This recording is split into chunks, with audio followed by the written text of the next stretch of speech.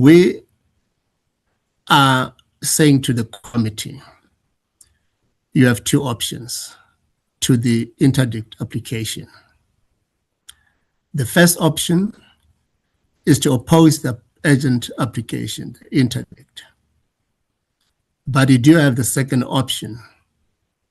The second option is to file an explanatory affidavit to the court in order to assist the court with your legal understanding of your duties arising from the Constitutional Court judgment.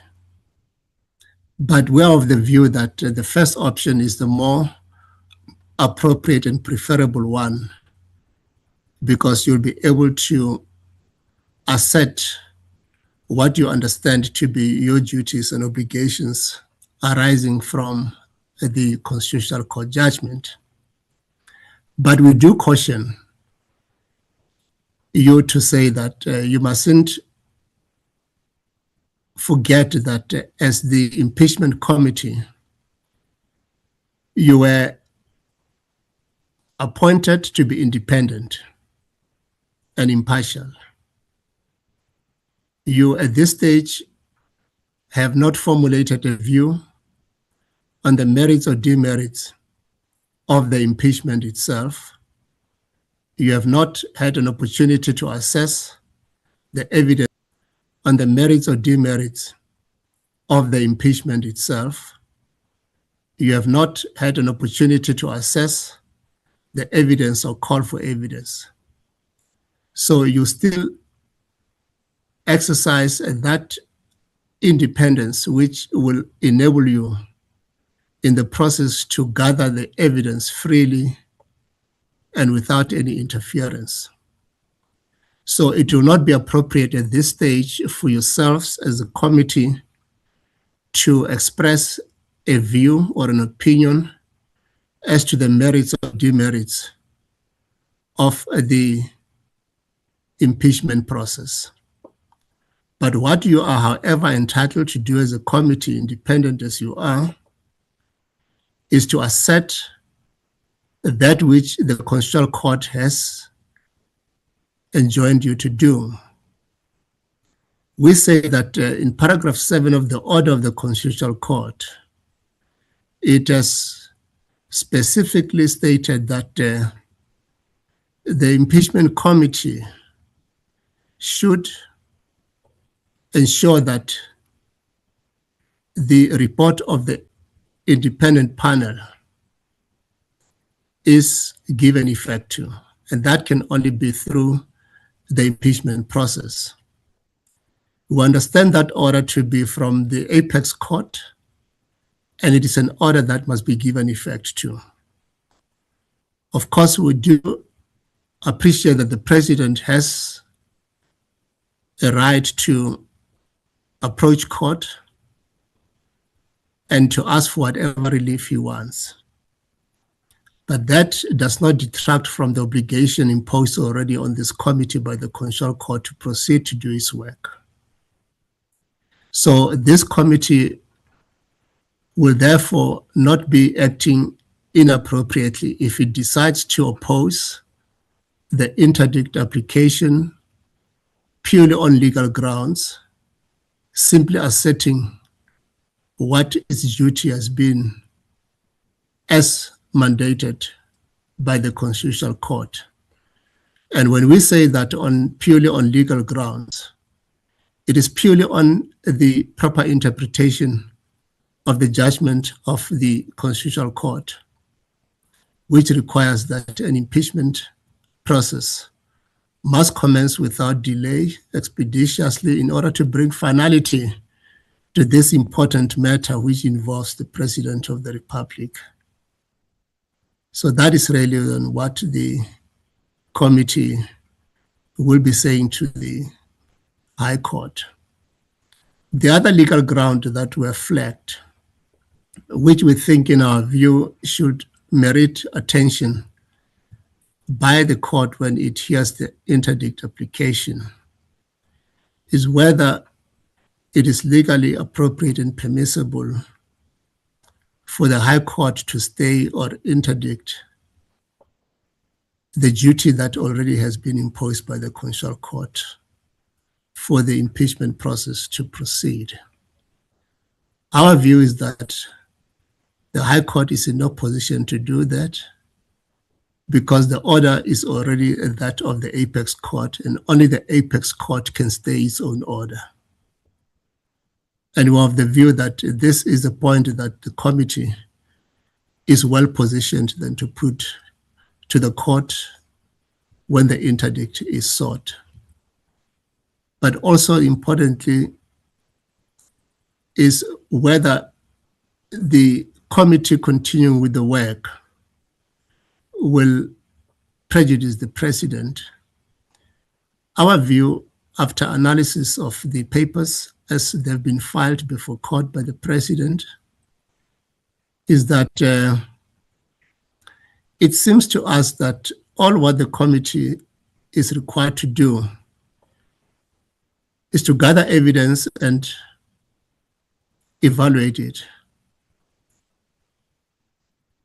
Those who have the evidence will be called by the committee. They'll be scrutinized. Their evidence will be scrutinized.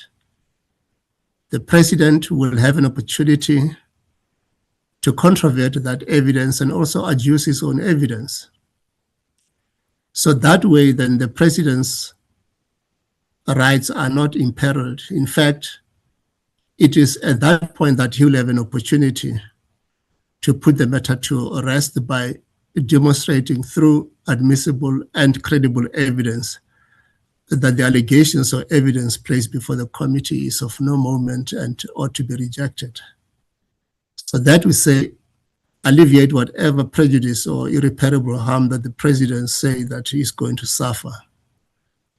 And that is another important point that the court will consider, because the court will not interdict the committee if it is satisfied that the committee will give the president a fair hearing and will give the president a fair opportunity to controvert the evidence or allegations that would have been placed before it by whoever would have been called by the committee.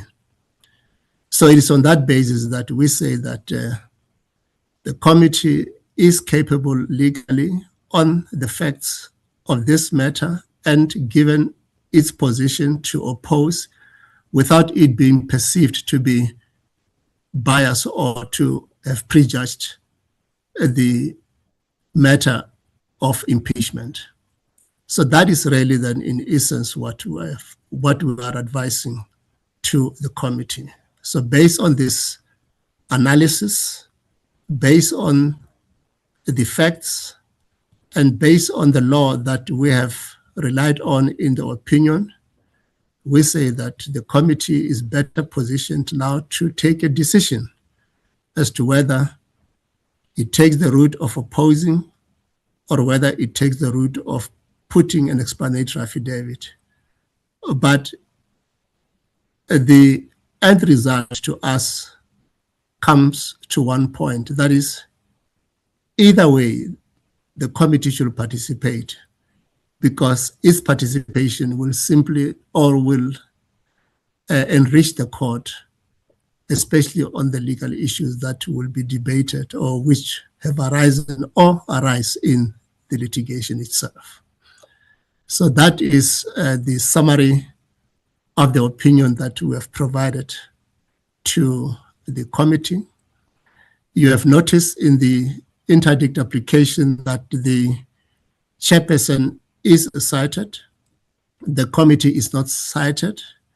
In case then the question will arise, then let me answer it already up front. It was not necessary for the president to cite all members of the committee or the committee. The chairperson is a nominee officio of the committee and acts in his official and representative capacity on behalf of the committee. So when the president has cited the chairperson of the committee, he has cited the committee. So it is the committee that is cited. So you don't have to worry about the nomenclature that it is chairperson that is cited. Thank you, Chairperson. Back to you.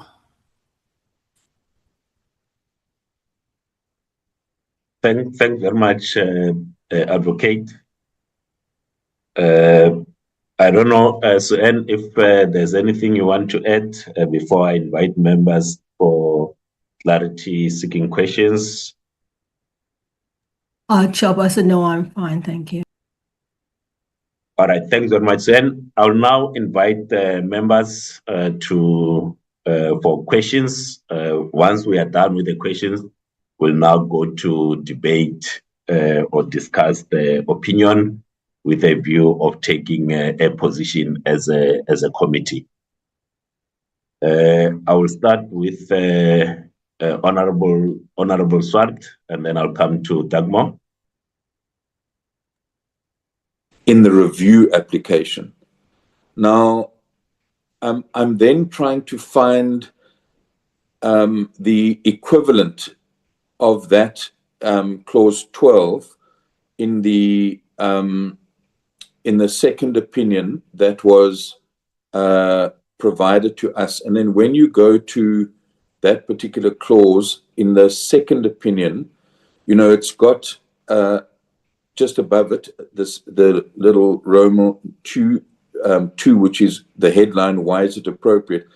And then basically that whole clause, you know, is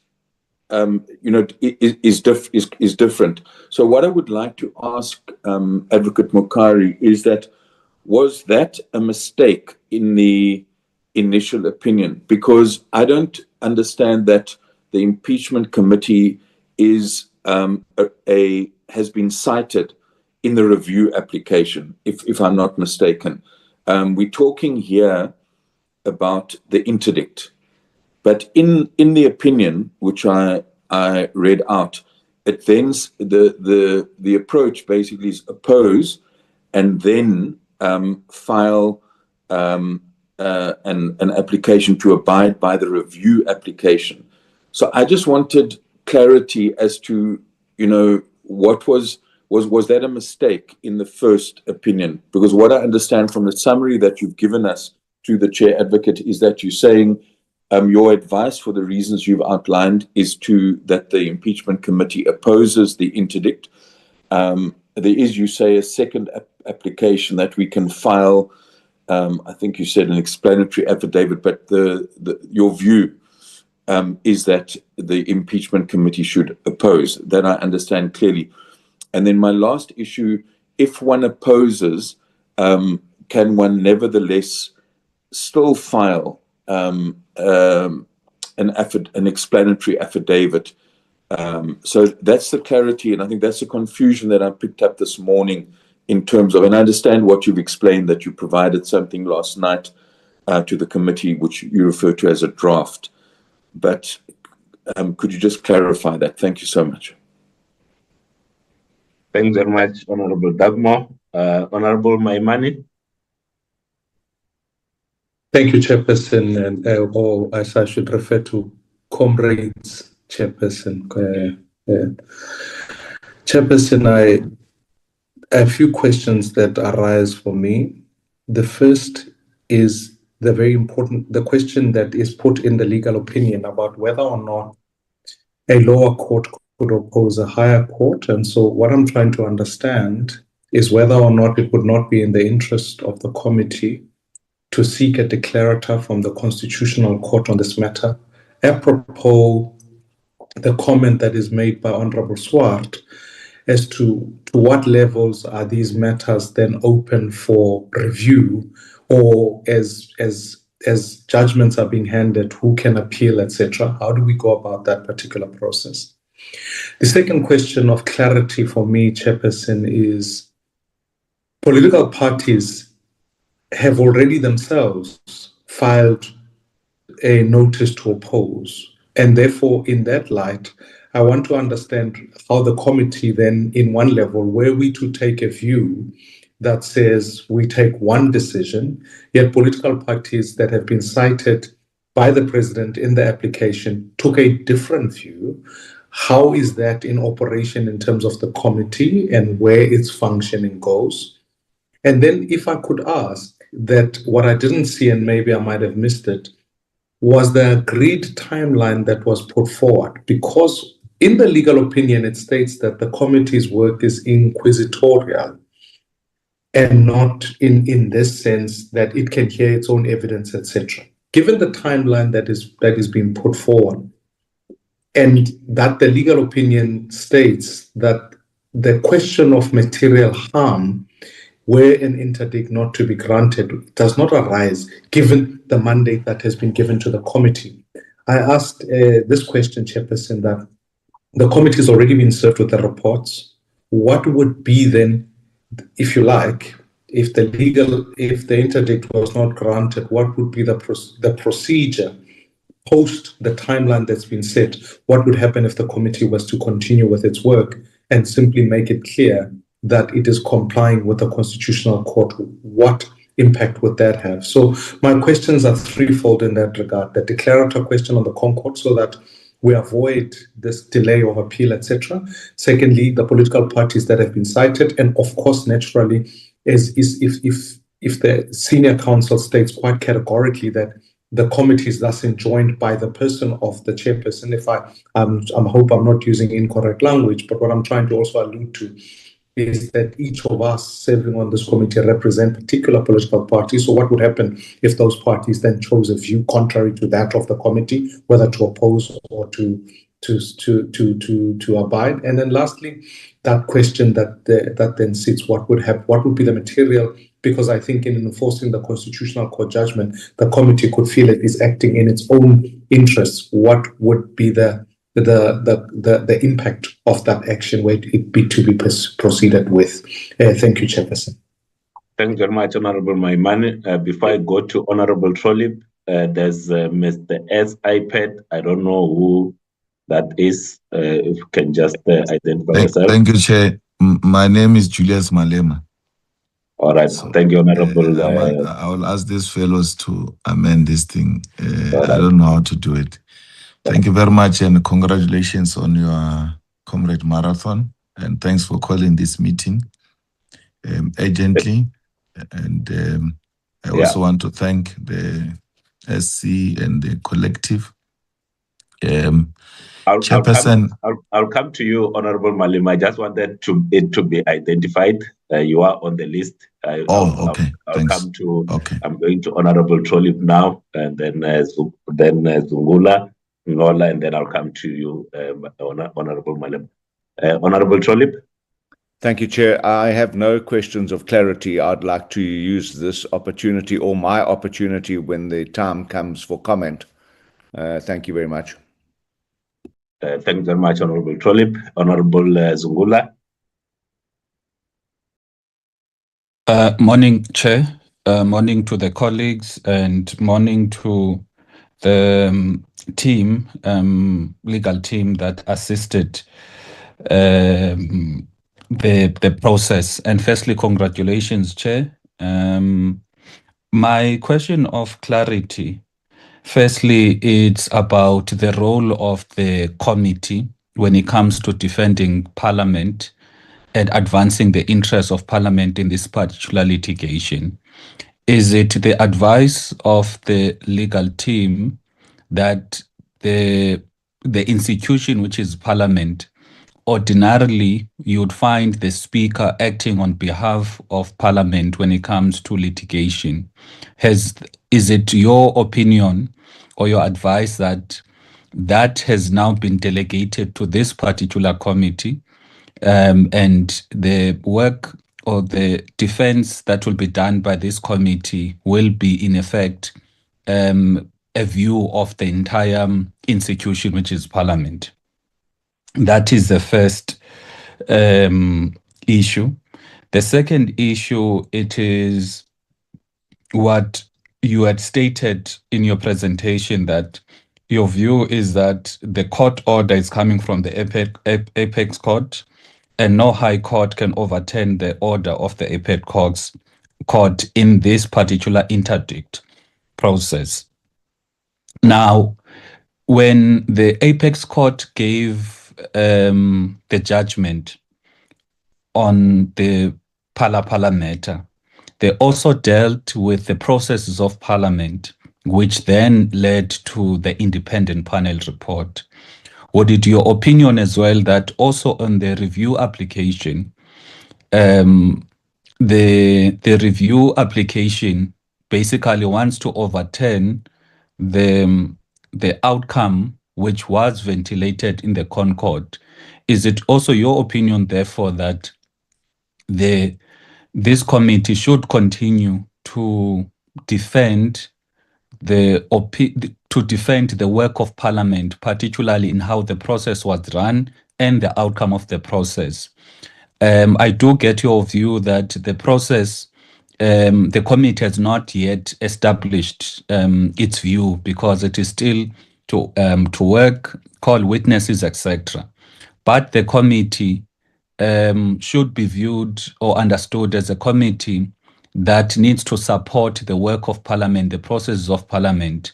And as it stands now, that independent panel report, which comes from the processes of Parliament, which there is no committee of Parliament, no legal opinion internally in Parliament, no structure or formation in Parliament which has found that there is something wrong or unlawful in the independent panel report. Would it then be opinion that we also need, the committee would then need to defend that particular report as it comes from the processes of Parliament, which internally has not been found to be unlawful or legally unsound? Thank you.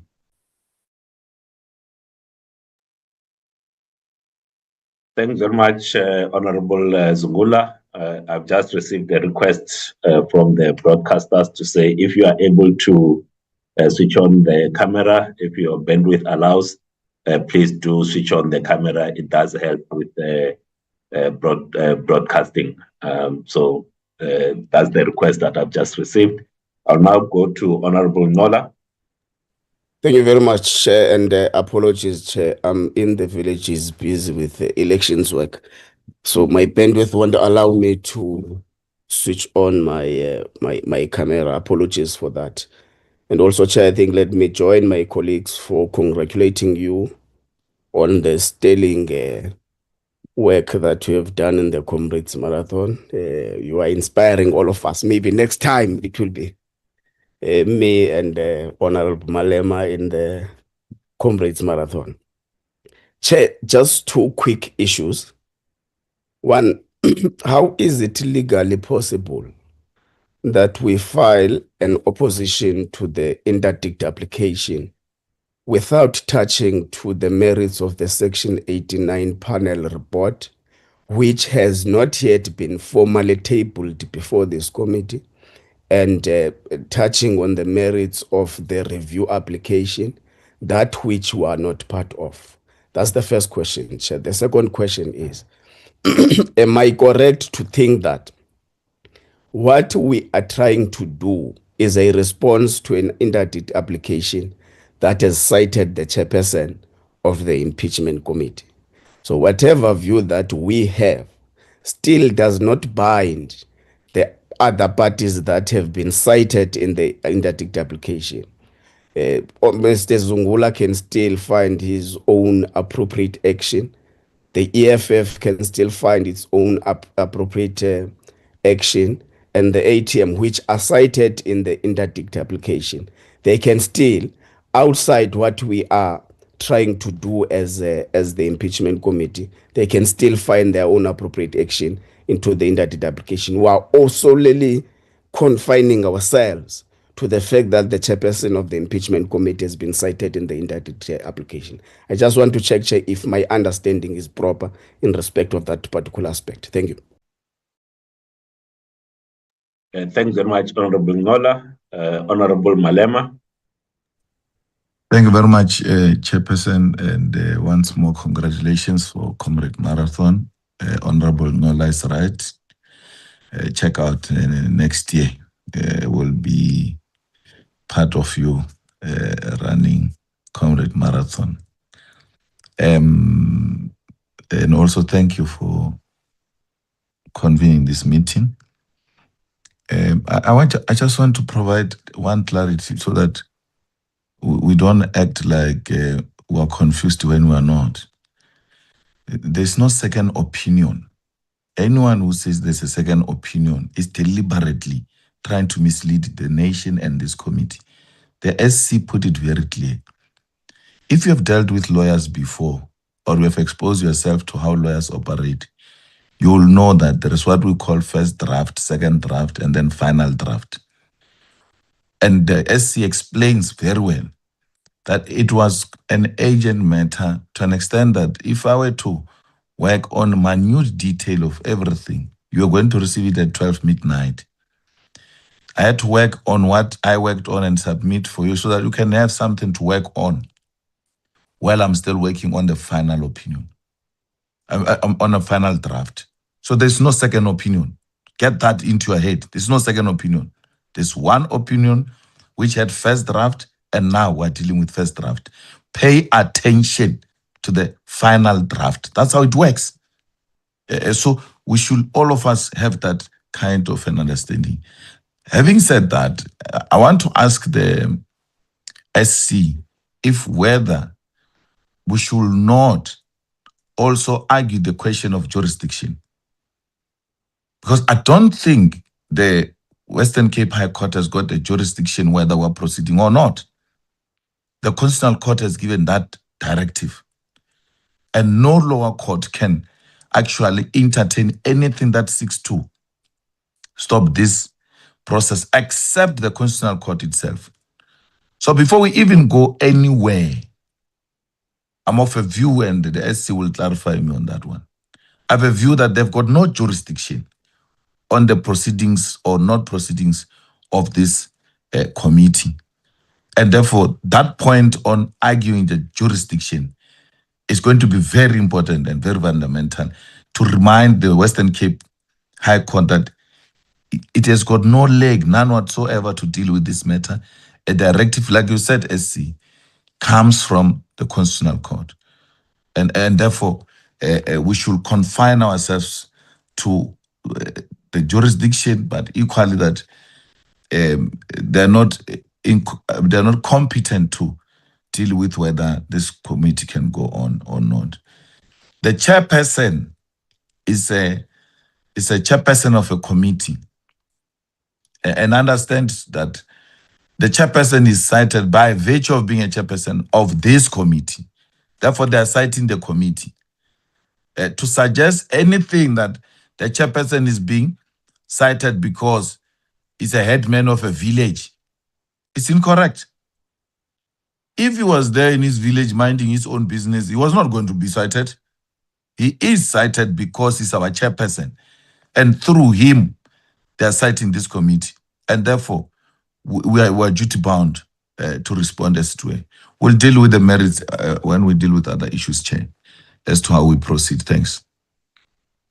Thanks very much, Honorable Malema. Honorable Mutambi. Thank you, Chairperson. And then you'll pardon me also, my bandwidth is terrible where I am.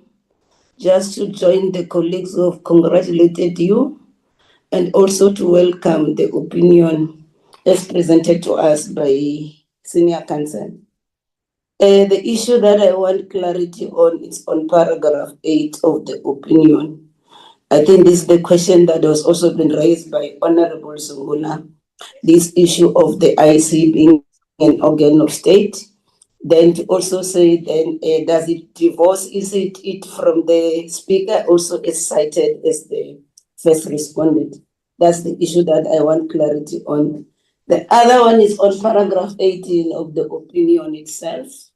Towards the end of paragraph 18, the opinion says that this order, the order of the Concord is final and no order of the High Court may completely displace the Constitutional Court order.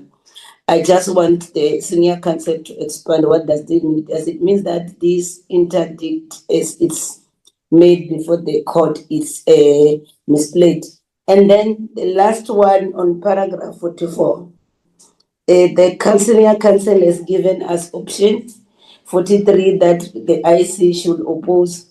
Also, if the IC decide not to oppose the agenda application, it must file an explanatory affidavit which will assist the court in the adjudication of the matter. So maybe the opinion should have gone further to explain those instances, what kind of items must be put on that explanatory affidavit. The other issue that I want also the senior counsel to also explain in line with that paragraph 44. We have been informed that this interdict is going to be held on the 15th to the 16th of July 2026. And then at the same time, the committee is still busy with its own preparatory work. Maybe this work can go up to end of August. And then under the circumstances, are these some of the things that the explanatory affidavit is referred to on paragraph 44 can also consider to be put there? So those are the issues that I wanted to raise, Chair. Thank you for the opportunity. Thank very much, Honorable Mtambi. Honorable Mahlatsi. No, thank you very much, Chairperson, and congratulations. And greetings to the colleague, greetings to the legal team, and I would also like to welcome the opinion. Chairperson, please accept my apology. I'm not in the right space also. I'm in the car. Now, I just want to go back to the opinion on the the overstatement of the High Court jurisdictional limitations. The opinion argued that the High Court lacks jurisdiction because an interdict will effectively suspend the Constitutional Court order. While persuasive, this argument is not beyond dispute. My opinion is that the President may argue that he is not challenging the Constitutional Court order itself. He is challenging the legality of the underlying of a report. The interdict merely perceive the status quo pending review. A court may distinguish between suspending a constitutional court order and temporarily regulating the consequences flowing from that order. So therefore, the jurisdictional argument, it is not absolute as an opinion suggests. That's my opinion. And also, in the opinion largely focus on constitutional obligations, but give limited consideration to procedural fairness, the alteram patent rights, and the potential prejudice arising from reliance on the Ngobo report. I think the President's review may raise administrative law concerns that deserve full treatment. I would like if maybe they can put attention to that. Chairperson, I submit. Thanks very much, Honorable Mahlatsi. Honorable Kwankwa.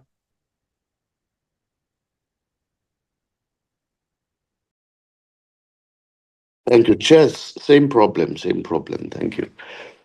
Chair, I feel like I understand and I follow entirely the legal opinion given by the senior counsel. And I think our conundrum has been created by the fact that you were cited and the committee was cited. But I do feel like the President's strategy is a bit sending us on a wild goose chase. By expecting the committee to challenge the matter, we're left now with the situation where we have to challenge the matter in our own right, when in fact the committee derives its mandate exclusively from the National Assembly and possesses no independent authority or legal standing of its own. Now, should the right process then not have been to, as Zungula was stating earlier, or Honorable Zungula, since we lack that independent status, and I don't think it's legally permissible for the committee to issue a response on its own. I understand that we're given advice on the basis of it's a response to the President's legal strategy. But would it not make sense? Because if we have delegated powers, We can only exercise those powers which are delegated to us by the National Assembly since we are formed in terms of that and in terms of the rules of Parliament. And since we do not have any inherent powers as a committee, right, to be able to exercise that. The strategy, obviously, the decision is, yes, we have to challenge whatever the president is throwing our way, but which one is the most legally permissible way of doing it? Is it not doing it via the National Assembly, via the Speaker's office, as per usual? I personally, I could be wrong, that the president should have interdicted Parliament and not necessarily cited you per se, and had Parliament deal with that process, because it's a parliamentary process. The committee is not a standalone what. It doesn't have its own, it has no inherent powers, for example, to be able to exercise it so far as this matter is concerned. I would like to hear the views of the SC on that matter. Thank you kindly. Thanks very much. Honorable Breitenbach, advocate. Thanks, Chair. Good morning. Chair, yes, I agree with the previous honourable member. I don't believe that the committee itself has any like a standard, and the opposition to the interdict will have to be done via the Speaker. But that we must lobby the Speaker to seriously oppose it is so. We cannot allow it to just go through the process, and we can't just be casual bystanders. So we must lobby the Speaker to vigorously oppose the application, and until an interdict is granted, if it's granted, because there's nothing to suggest that it will necessarily be granted, we must carry on with our work. Thank you, Chair. Thanks very much, Honorable Breitenbach. That concludes the hands on this round of questions. I'll now ask Advocate Mukari to just offer responses to the questions that have been asked by honorable members. Advocate Mukari, SC. Thank you, Chairperson. I will respond to the questions in the sequence by which they were raised, starting with the question from Honorable Swart, whether the interdict would have the effect of indefinitely postponing the commencement of the impeachment process until the appeal processes are finalized. The current request from the President from the papers is limited to pending the review application. But in law and in practice, let's say the review is successful, and one party then wishes to take that order on appeal, then it will extend that interdict or suspension going forward. So yes, Honorable Swart, you're correct that whilst the request as it stands in the court papers is limited to the outcome of the review, but appeal processes are likely to extend that fight and suspending the commencement process of the impeachment until all appeal processes are finalized. But that is entirely dependent on what type of an order has been received from the review court. If the review court, for example, is to dismiss the application of the President, and the President wishes to appeal further, then the appeal against a dismissal order will not necessarily resuscitate that interdict, but the President will still be able to approach court and say that because I'm appealing, I want the interdict to be extended further, and that can always be done. So the long and short of it is that, yes, the possibility is that Once this litigation is commenced and the interdict is granted, the committee's work may remain hamstrung until all appeal processes are finalized. Coming to the question from Honorable Dagmo, that has been eloquently answered by Honorable Malema. And I've also mentioned it that the first was a draft and the final opinion is the one that we are working on. And of course, Honorable Dagmo, you referred to certain paragraphs which are no longer in the final opinion. That is how drafting is about, that you remove those aspects which are not relevant now for purposes of delivering a final document. So we have only one opinion. Then coming to, there's another question that you also asked, the second one, about the filing of the explanatory affidavit, that you are not clear about whether it is the explanatory affidavit in the same interdict application or in the review. We have not expressed an opinion on the review because the committee is not cited in the review.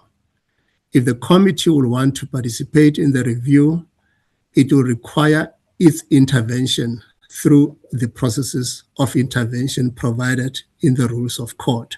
But at the moment, the committee is not cited in the review. That's why we did not express an opinion on the review itself. So the explanatory affidavit we are talking about as an option available to the committee is the explanatory affidavit in the interdict application. And that explanatory affidavit will simply be there to assist the court. So what you are asking the court is to say that whilst we have decided not to oppose, there are matters of significance or importance which we would nevertheless would like to bring to the attention of the court so that it assists the court in the adjudication of the matter. So that is what the explanatory affidavit will be dealing with. But if you are opposing, you are putting a clear position of the committee as to the committee's understanding of its obligations as imposed on it by the Constitutional Court judgment. So that is really then the distinction. Coming to Honorable Maimani's question, whether the committee could approach the Constitutional Court for declaratory order. Well, the committee, and when I answer this question from Honorable Maimani, it will also answer the question that was asked later by the other members, but I'll still come to them so that I also pay attention to their questions. The committee, once it was established to perform a particular function, and it is a constitutional function that it is called upon to perform. It can only perform that function properly and adequately if it is independent and impartial. So this committee is an independent committee. It's not an appendage of any other structure or parliament. Members of the committee are members of parliament, are members of the National Assembly, but for present purposes, they are members of an independent committee which takes its own independent decisions, which have legal effect and legal consequences. So that's very important. So this committee can do anything legally permissible, including seeking clarity from the court on any aspect without varying the Speaker or Parliament.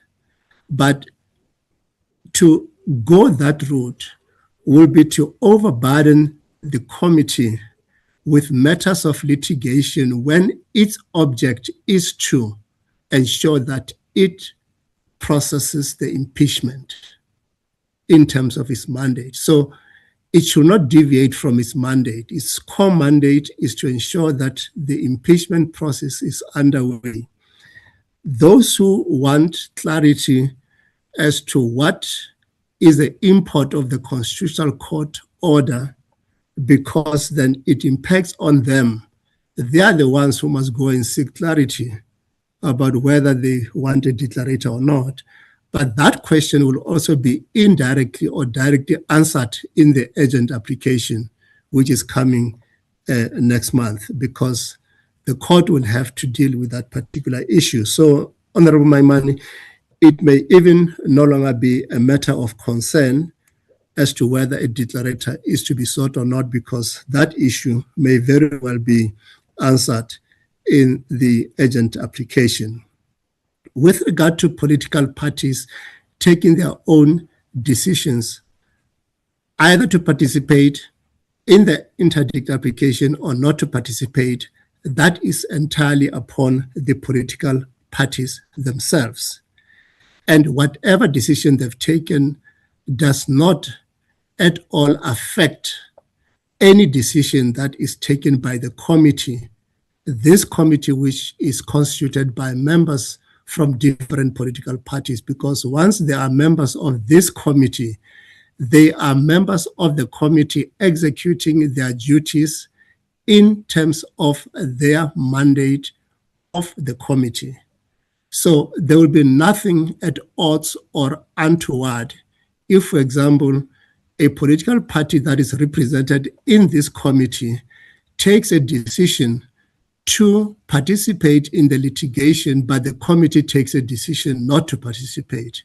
There is nothing contradictory there at all, because the political party is taking its own decisions according to its own policies, rules, and so on, whereas the committee is also taking its own decisions according to its own mandate and its own understanding of its role. So there should be no conflict at all, or no confusion that the political party A has taken this decision, but its member in the committee has voted for something which contradicts that political party's decision.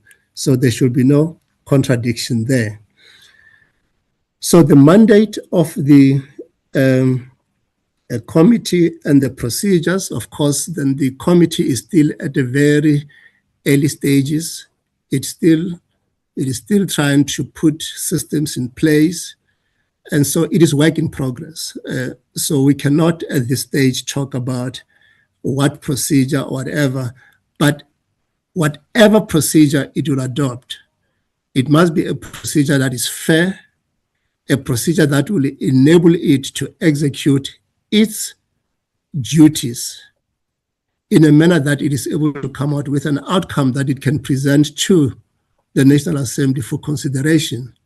So fairness is the overriding concept that will always reign in whatever the committee will be doing. Then coming to the question from Honorable Malema, Honorable Malema then raised whether the issue of jurisdiction should not be raised. In fact, then that is the very point that we have flagged already in paragraph 18 of the opinion, that this is an issue that in our view is significant, because we looked at the judgment of the Constitutional Court, we looked at the order that is unambiguous, especially paragraph 7 of the order, and we say that if one looks at that, it really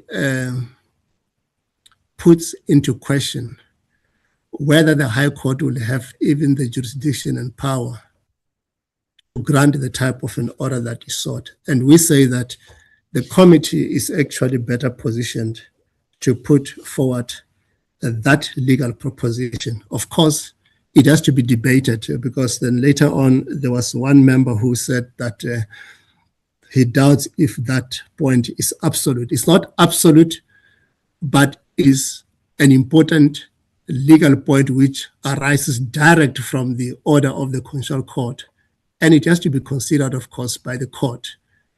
It is not absolute, but it's an important legal point. So that's a point that we're making. So it's a point that you cannot ignore, and it's a point that even the court cannot ignore.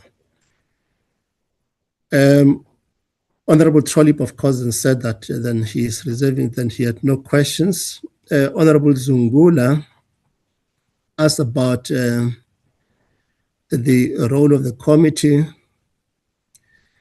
given that the committee has been established then by Parliament, whether the committee represents the Parliament. Well, of course, this is the committee of Parliament, in a sense that we know that it was established by the Speaker, and the Speaker was enjoined by the Constitutional Court to establish this committee so that it can perform its duties, and those duties must be performed independently and impartially. So once that committee is established, it has its own chairperson, it regulates its own processes, and it can even have its own rules which will regulate it for the period or the duration of its existence. So it is not a committee that must time and again go back to the Speaker and say, Speaker, are we allowed to do this? Speaker, are we allowed to do that? Then such a committee then is not independent. But this one was created purely to be independent, impartial, and perform its duties without any interference or influence by anyone, including the Speaker.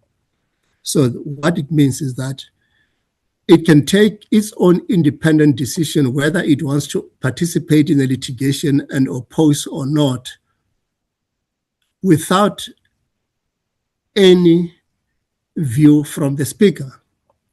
So there is nothing wrong if the Speaker and the committee take contradictory or opposite views regarding the matter itself. For instance, the Speaker saying that, well, I'm going to abide. It doesn't mean that that decision of the Speaker binds the committee, because the committee is cited there and it must take its own decision as to whether it abides or whether it opposes. So the role of the committee must always be properly understood as the role that is independent and enables you as members of the committee to take your own decisions. Then coming to Honorable Ngula, whether is it legally possible to oppose without dealing with the merits? Yes, of course you can, because the committee is opposing on legal grounds, and those legal grounds were flagged them in the opinion, and we of the view that those will be sound legal grounds to be considered by the court and to be put forward by the committee.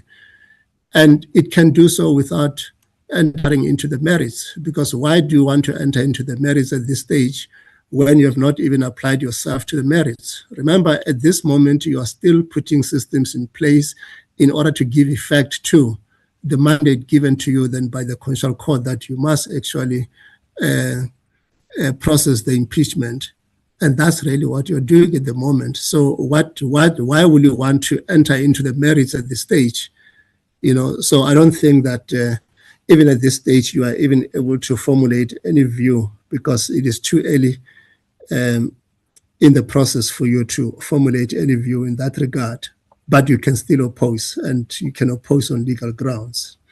So there is nothing that prevents you. And I've already answered the question about political parties, that they can take their own decisions, and those decisions then will not bind their members in the committee. The committee can take its own decisions. And coming to the question from Honorable Mutambi, whether then the committee is an organ of state and whether it can, so I've already answered that question to say that once it is established, established to perform a constitutional function or duty, then it is akin to an organ of state. When we say it is akin to an organ of state, it's not an organ of state per se, but it is akin to an organ of state because decisions that it takes are decisions that impact on persons one way or the other, and those decisions can be challenged. Exactly then the same thing with that independent panel which the president is reviewing its report.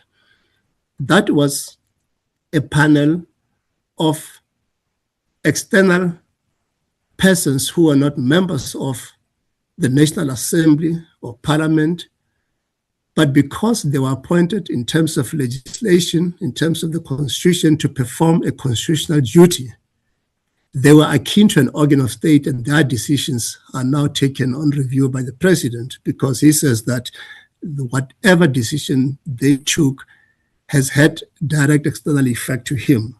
So it's the same thing also with the committee, that once you are established, you are akin to an organ of state, and you take decisions that may impact one way or the other on persons. And of course, you've already referred to paragraph 18 of the opinion. It deals with jurisdiction, and we say that that is a point that has to be taken or is a point available to be taken by the committee to the court, because we believe that it is a good point. It is not an absolute point, but it is a good point.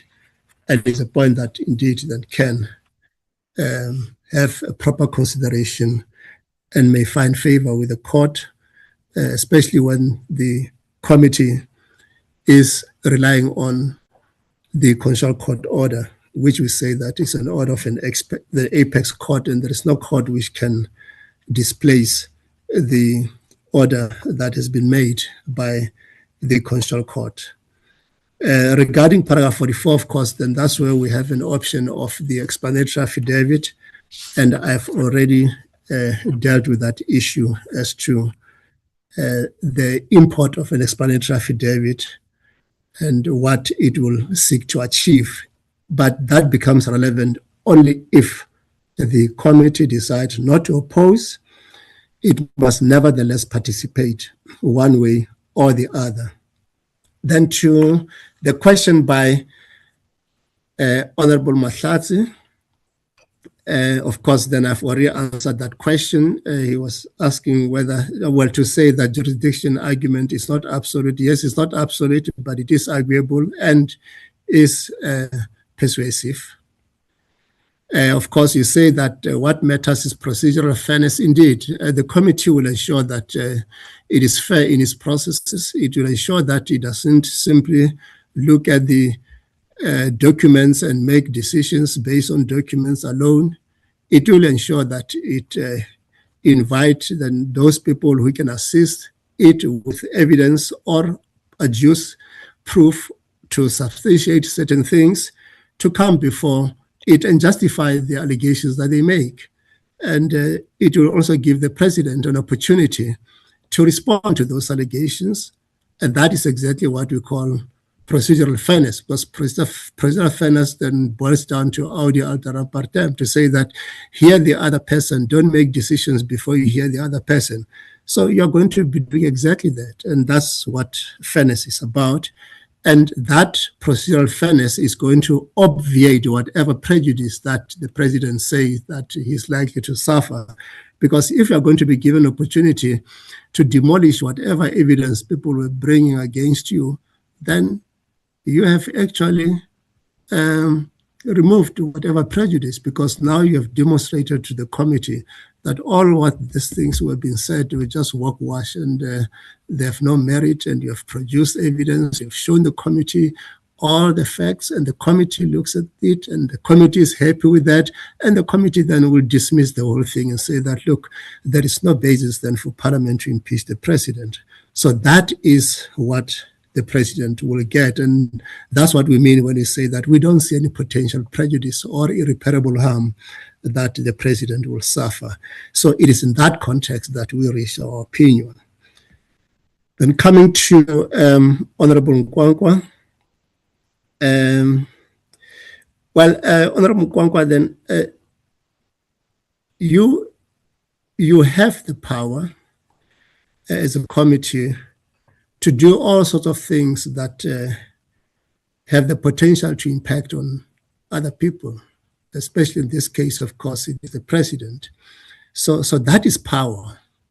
So, and you are given this mandate to do this without fear, favor, or prejudice. That is independence. So you mustn't think that you're not independent, that you are relying on the parliament and speaker. You're not. You're given this power. And it's a power that you have to exercise constitutionally, procedurally, fairly, and within the bounds of your mandate. So that is power. So the committee has the power to do all those things. Then to Honorable Breitenbach, of course, then it was a question of saying that the committee does not have local standing. Remember that the committee has not brought any matter to court, and it has not indicated that it wants to bring any matter to court. So the issue of local standing doesn't arise. Remember that local standing arises only when you go to court, because you must prove that you are entitled to go to court and ask the court for what you say you want. You are entitled to ask the court to give you what you want. That's where the local standing thing comes. The local standing thing doesn't arise when somebody then invites you to court as a respondent and say that answer. How can you call somebody, you say answer, then when that person answers, you say that this person does not have local standing? It's absurd. So the committee has been cited through the chairperson, and therefore it is entitled to answer if it wants to answer. And nobody will say that, show us your local standing, because the committee is invited to answer if it wants to. So the only decision it has to make is, can we answer or not? Can we participate or not? So that's the only decision that it has to make. But so then it does not have to grapple with whether it has local standing, because the local standing issue simply does not arise. And when I check my notes, it seems as if Honorable Breitenbach's question was the last question. Thank you very much, Chair. Thank you very much, Advocate. Is there any member that wants to do a follow-up before we go into the discussion? Are these hands for follow-ups or are the hands for discussion? If your hand is for discussion, please put it down. I only want the ones on follow-ups.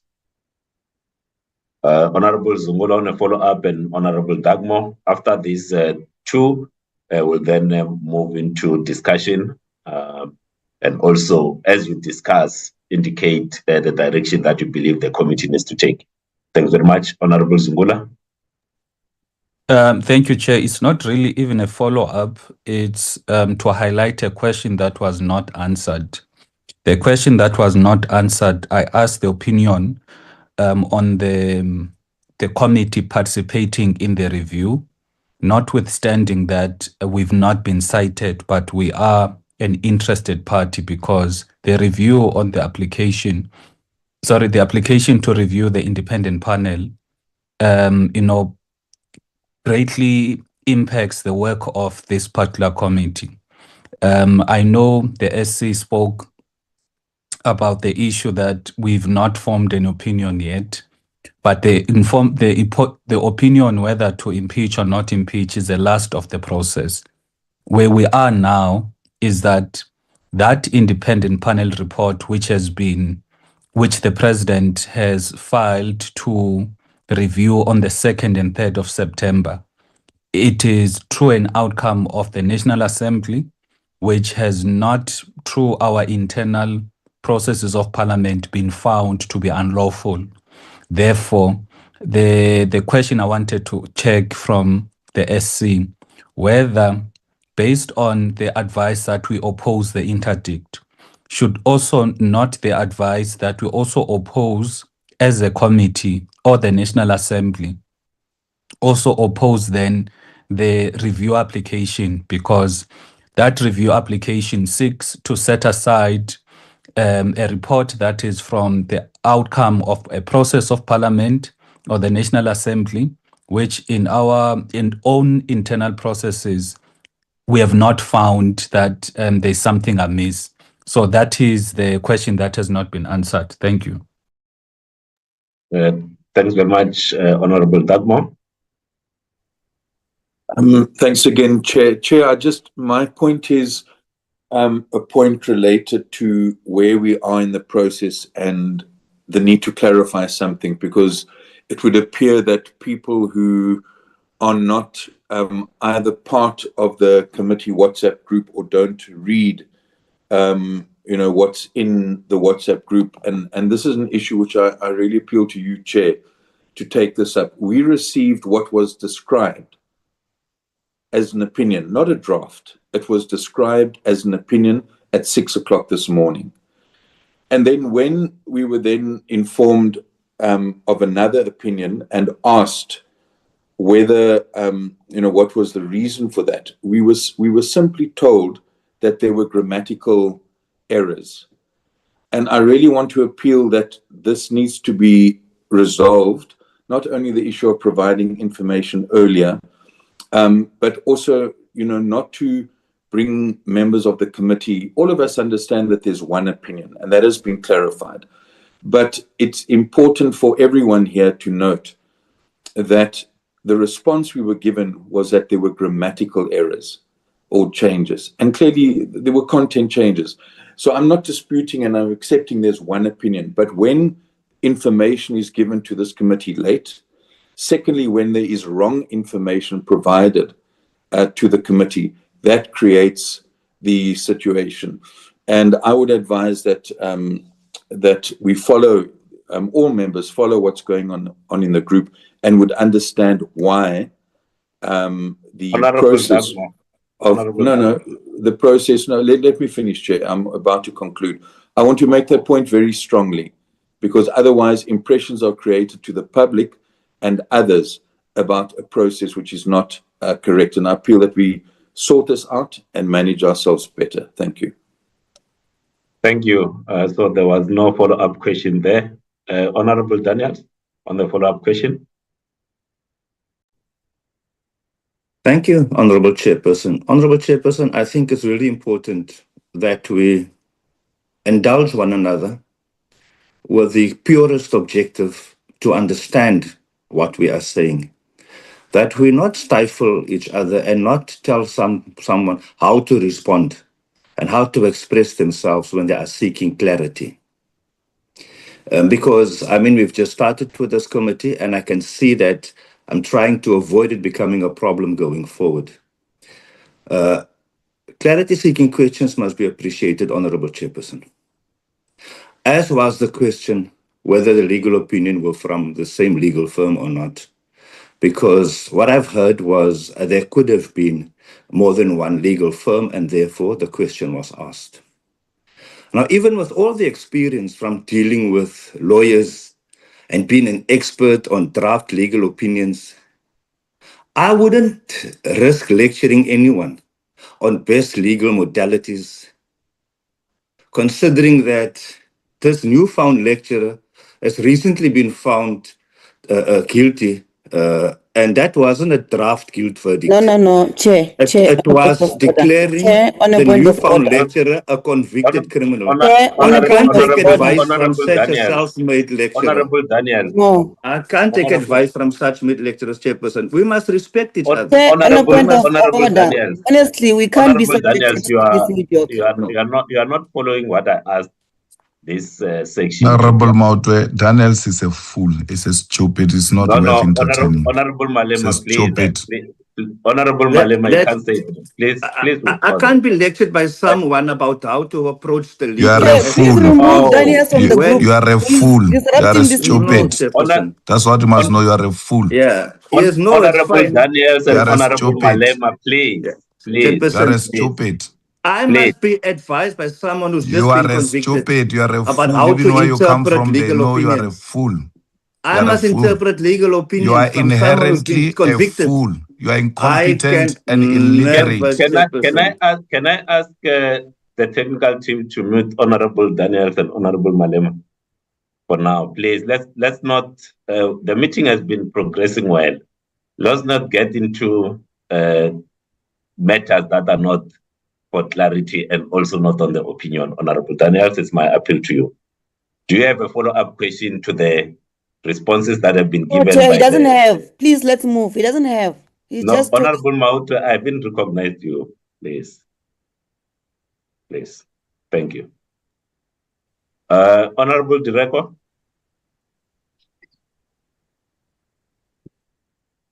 Chairperson. Thank you, Chair. Greetings to the members. Chair, I've got a follow-up. I've heard what the senior counsel said regarding the National Assembly, but I need further clarity as to what then becomes the relationship between the National Assembly and the committee. If the two were to adopt a different positions on this matter, how should such situation be handled? My concern is that committees are not independent of Parliament. They derive their authority from the National Assembly and act on its behalf. In those circumstances, can a committee legitimately take a position that differ from the National Assembly? And if so, what would be the constitutional or the procedural implication on the matter? Thank you, Chair. Thanks very much, honorable members, honorable Director. I just want to appeal, members, that let's focus on the task at hand and let's not get into personal insults and just get to do what South Africans have asked us to do on this very important committee. I will now invite Advocate Mkhari to respond to the two follow-up questions, one from Honorable Zungula and the other one from Honorable Director, and then we'll get into discussion. Thanks. Thank you, Chairperson. I apologize to Honorable Zungula. Indeed, you asked that question and I didn't answer it pointedly about whether the committee can participate in the review. Yes, of course, as I've already indicated that the committee is not cited as a party in the review or as the respondent. It is on that basis that we didn't really express a view on it.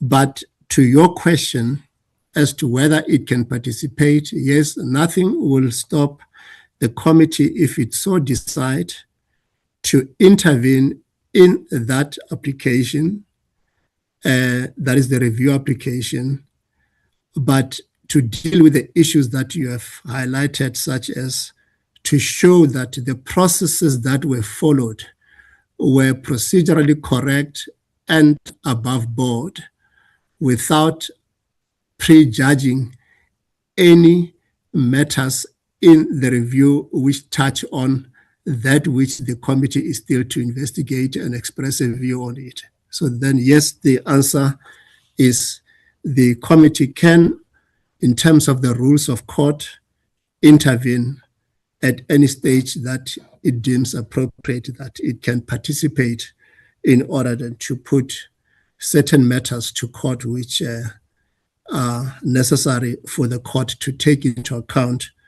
before it takes a decision. Of course, then with regard to the other members, it's fine. Then to Honorable Direko is about, again, the committee not being separate. Well, the committee is a committee. It is established by the National Assembly process and it exists. Once it exists, then the committee must perform its functions. And of course, it is not divorced from the Parliament.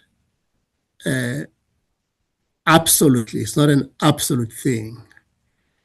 Here I'm talking about insofar as this litigation is concerned, so it must be very clear. It is insofar as this litigation is concerned. I'm saying that this committee is independent and can take its own independent decision as to whether it participate or not. It does not require permission from the Speaker. That's the point that I'm making.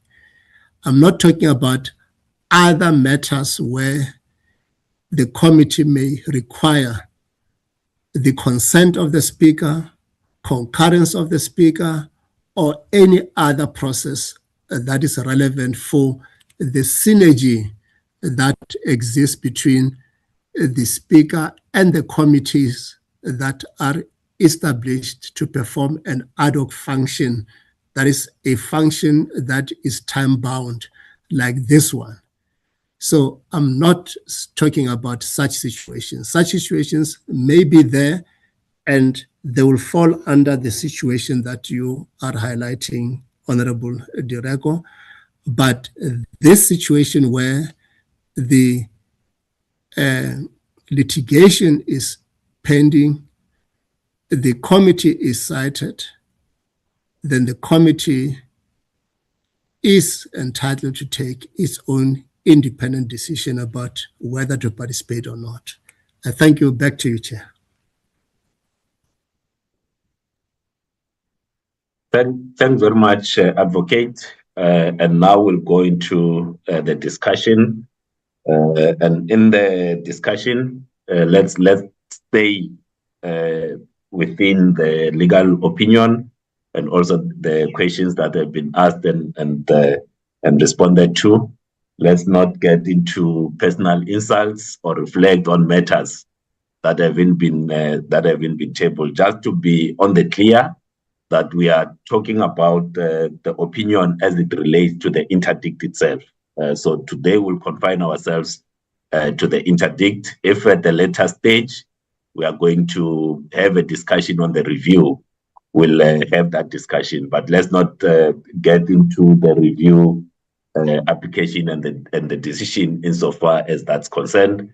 But let's confine our conversation to the interdict, and also please make a recommendation as you make your inputs in terms of which direction you believe the committee needs to take in this particular instance. There are two options. It's to oppose and then or to abide with a explanatory affidavit. So that's sorry, Chair. As the external legal team, yes. I hope our job is done for the next session. Then may we be excused. Yes, Advocate. You have given the opinion. Now it's for the committee to then deliberate on the opinion. Unless if there's anyone that has got a further question, maybe let me ask for a final round of questions before the external counsel can exit the meeting. Is there any member that's got a final question so that we get into the discussion point? Yes, no, is there a final question? Yes. Is that Andy, as Honorable Mutama. Honorable Mutama, yes. On the question, please do ask a question. Yes. Chair, I just want a confirmation because I suspect that in the event this matter is dragged beyond the term of office of President Ramaphosa, then this process will be rendered moot. In other words, it will become irrelevant. I just want to get a confirmation from the legal advisor there that indeed, if that is the case, then it put extraordinary pressure on this committee to try to finalize matters before the term of office come to an end. I thank you. Thanks very much, Advocate. Is that something you can give an opinion on? Yes, indeed. Thank you, Chair. Yes, Honorable Netama, you are correct. You can only impeach a sitting president.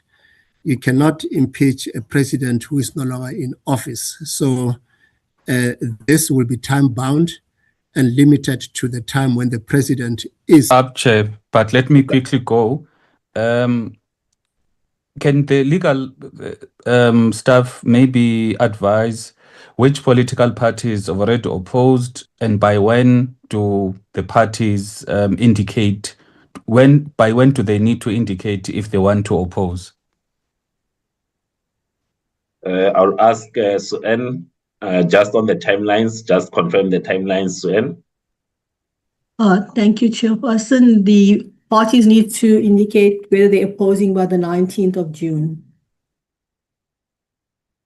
The 19th of June is tomorrow, Honorable Zungula, so by tomorrow.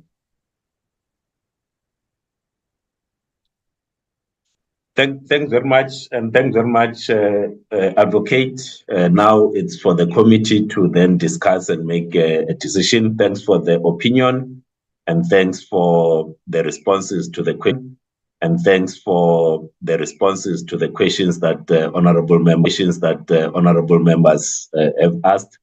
Will now go into the discussion as the committee. And you and your team, you can be excused from the meeting itself, and we appreciate the quick turnaround that you give this opinion. Much appreciated. Thank you very much. Honorable Chairperson. Oh, Honorable Hlope, is that the question? Yes, I raised my hand long time ago, but it has been overtaken by events now. I'm ready to kick off the discussion. All right, now we'll note you for the discussion. Thank you.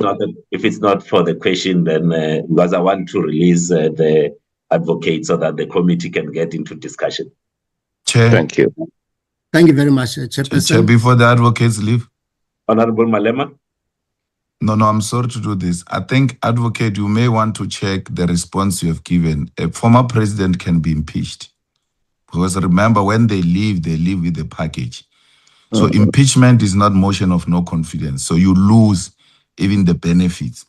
And you can still lose those benefits if you engage in a conduct that is not consistent with that of a former president. But it's a view I hold. You may want to check it. Now, it's a matter we may look at if we are requested formally. Then, but I take your point that is something to look at.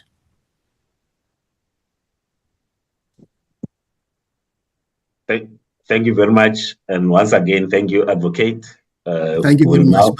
We'll now get into the discussion. I've noted the hands. We'll start with the Honorable Trollip. Chair, just before you note Honorable Trollip, sorry to do this. Shouldn't we do it party by party?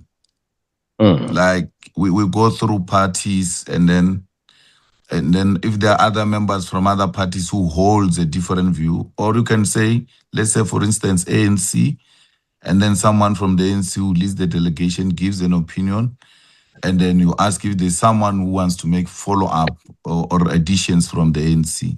I think in that way, in that order, it will be a much more easier and doable. Thanks. Just my suggestion. Thanks very much, Honorable Malema, and thanks for that suggestion.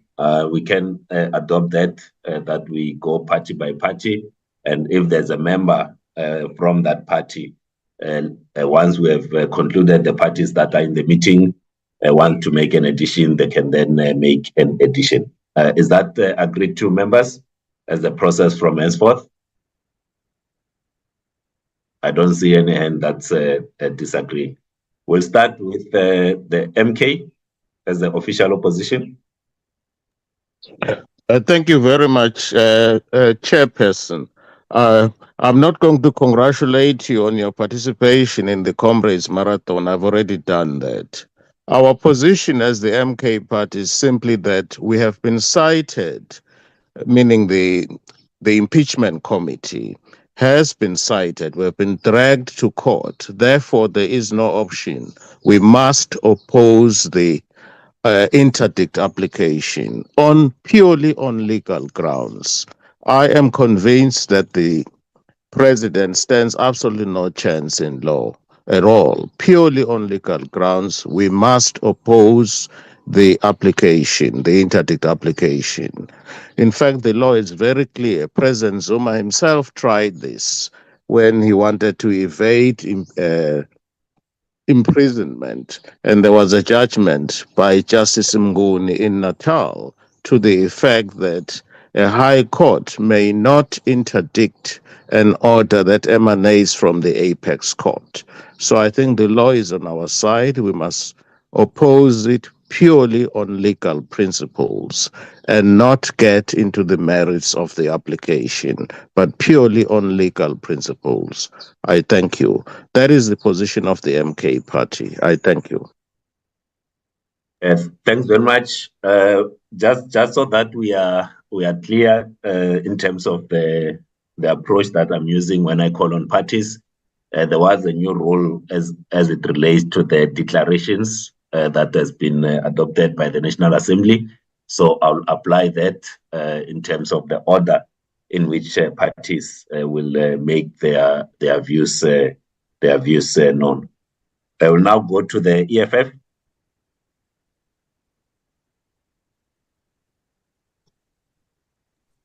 Thank you very much, Chairperson. I think that we must all agree that we must oppose the interdict based on what the Honorable Tlhophe said. And also that the emphasis of the Constitutional Court was very clear that this must proceed and there should not be any kind of disturbance to this process. And opposing the interdict does not necessarily mean we are saying the president is guilty of anything. We're simply saying there is nothing in law that allows the president to stop this process, and that the High Court has got no jurisdiction over the matter. The Constitutional Court has ruled on this matter. And we believe that we should proceed as it were, Chair. And I don't think anyone who is up to the truth, who wants to know the truth, who wants to tell the truth, can be opposed to a process that is not saying you are guilty. That says what actually happened. The process is about to ask that question. We are not called an independent impeachment committee for no reason. The issue on the speaker will be dealt with at different levels, but at this level, the fact that we have cited, they too know that we are affected by this matter directly as an independent impeachment committee. And therefore, we should act independently, irrespective of what are the feelings or the position of the speaker on the matter. So I believe strongly that nothing stops us from opposing this interdict and ensuring that the work of this committee proceed uninterrupted. South Africans have been waiting for far too long now, and nothing should delay them anymore. And anything that seeks to delay the process where South Africans will get to know the truth should be, opposed. It's not that we're going to say the president is guilty or not. It's for the voter to know. It's for transparency. It's for everyone to know what really happened at that farm. And no one must stop that process. Thanks, Chair. Thank you very much, Honorable Malema. The IFP.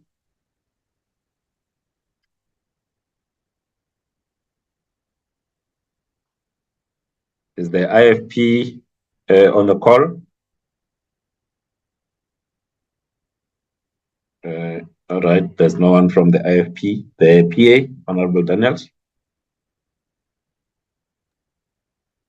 Thank you, Honorable Chairperson. Honorable Chairperson, it has been explained to us that the opinion does not speak to the review. But I hold a view that we cannot just consider proceeding without considering the review. Now, we must not forget that the panel that was put together was required to determine whether sufficient evidence existed to show that the president committed the relevant prohibited conduct warranting an impeachment inquiry. Now, it is contested that the panel determined that the information before it disclosed prima facie that the president may have committed the alleged violations or misconduct. Now, it is contested that the panel did not consider the significance of the rule between information and evidence. For the panel was provided with a lot of information, and it is the view of the president that that information did not translate to evidence, and therefore it needed to be tested.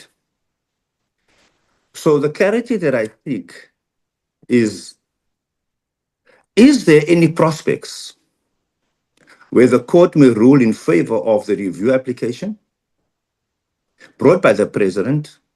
And even if such a prospect is a 5% or a 10% prospect, but there is a prospect of such application being considered and ruled in favor of the review application. And if it is indeed so, will that not open up the impeachment committee to fruitless and wasteful expenditure? Because by no means, don't get me wrong, I'm by no means advocating that we must stall the work and the duties of the impeachment committee. I'm merely asking, with a pending case relating to the review application brought by the president, and considering that this particular matter has been coming on for a number of years, and wanting to guard against the slightest prospects of the application for the review being ruled in favor of the president, what harm will it do us to sit back and wait for the outcome of that application and then take a decision from there? Must we continue with the impeachment processes through this committee? My answer is yes, because as much as the country is waiting to hear and see how this is going to play out, I really think it will be responsible for us to wait on the outcome of the application of the review before we continue with the proceedings of the impeachment committee. So do we then oppose? My answer is, I do not believe that we need to oppose the application of the interdict, but let's rather wait for the court to make the ruling. And it's not long, there are dates set when those things are going to be before the court. So I respectfully request that we consider not to oppose the interdict and also to wait for the outcome of the review application. And thereafter, we can continue with the work as we are supposed to do. Thank you, Chairperson. Thank you very much, Honorable Daniels. Now move to the Freedom Front Plus, Honorable Vessels.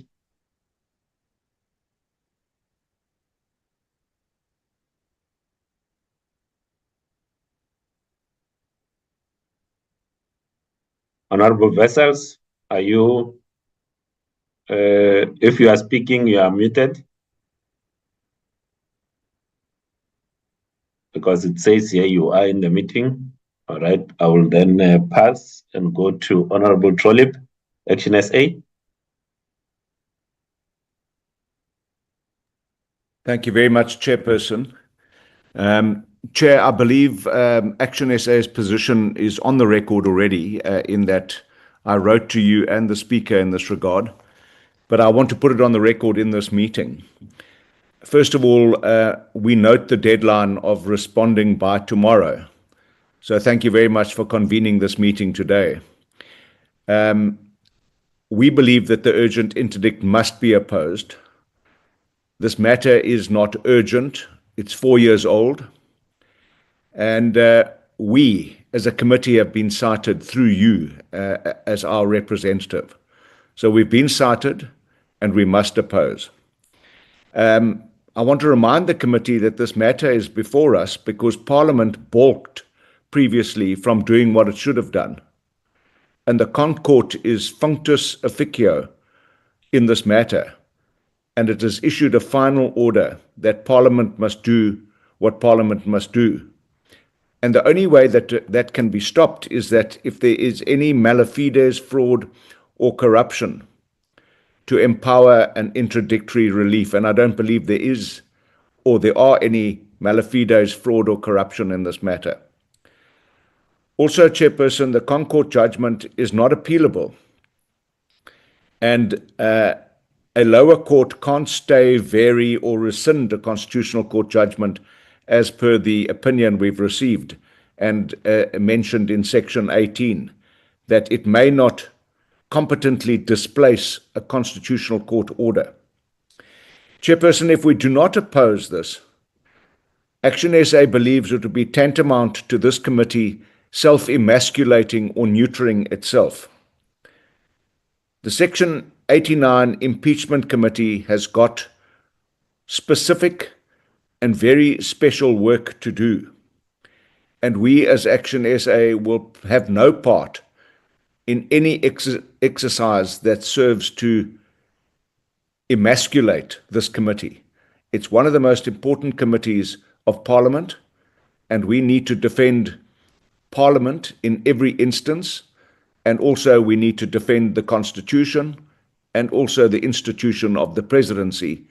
So I believe it's imperative and incumbent upon you, Chair, to oppose this interdict, which is not urgent. Thank you. Thanks very much, Honorable Trollip. Let me just check once again. I'll come to you, Honorable Swart. Let me check, Honorable Khadev of the IFP, if maybe your network is back on. If you can hear me, you can come in if you are there.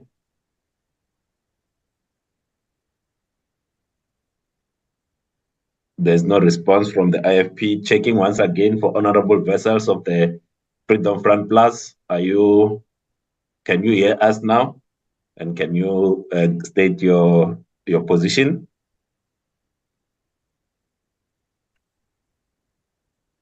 There's no response. We then move.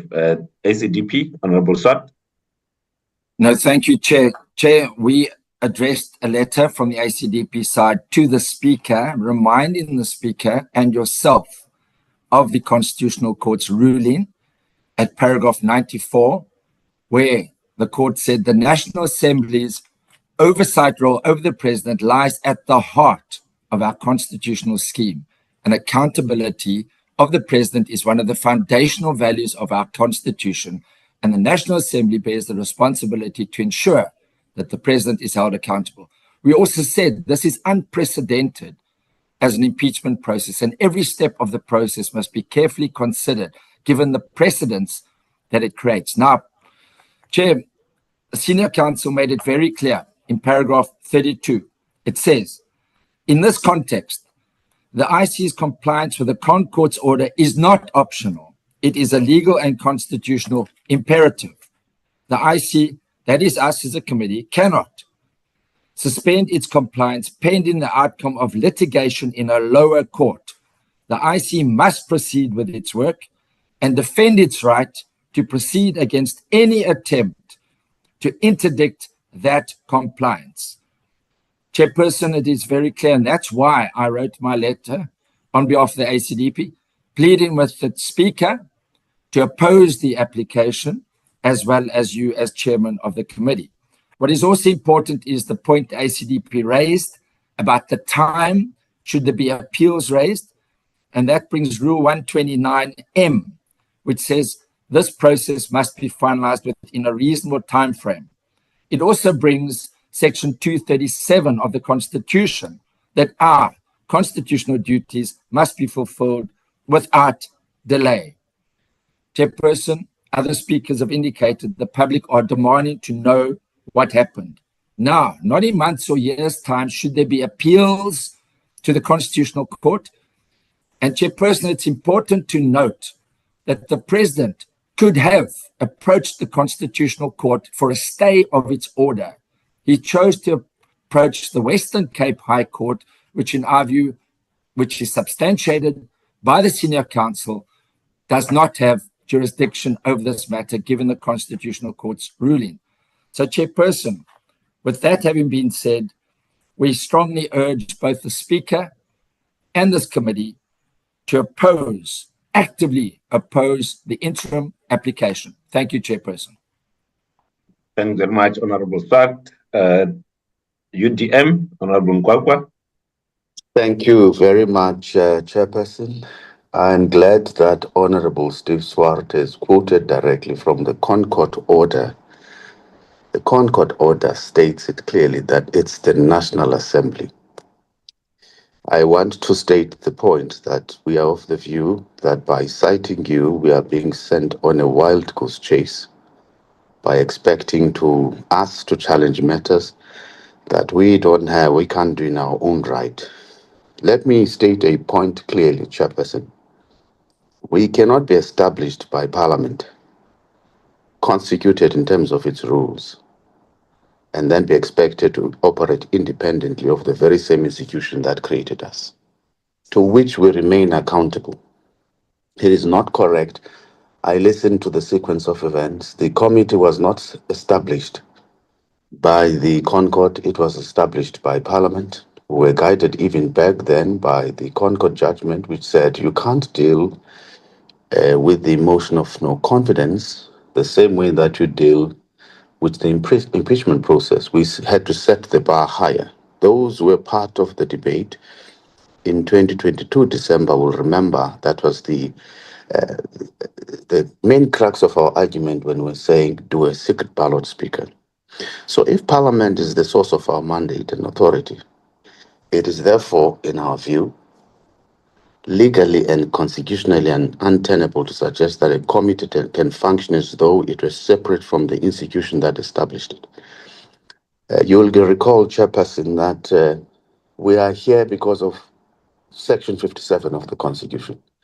It is Section 57 of the Constitution about dealing with internal arrangements of Parliament that gives the National Assembly, because that section deals exactly with the powers of the National Assembly, that it can delegate its work and it will do it via committees. We are one such a committee.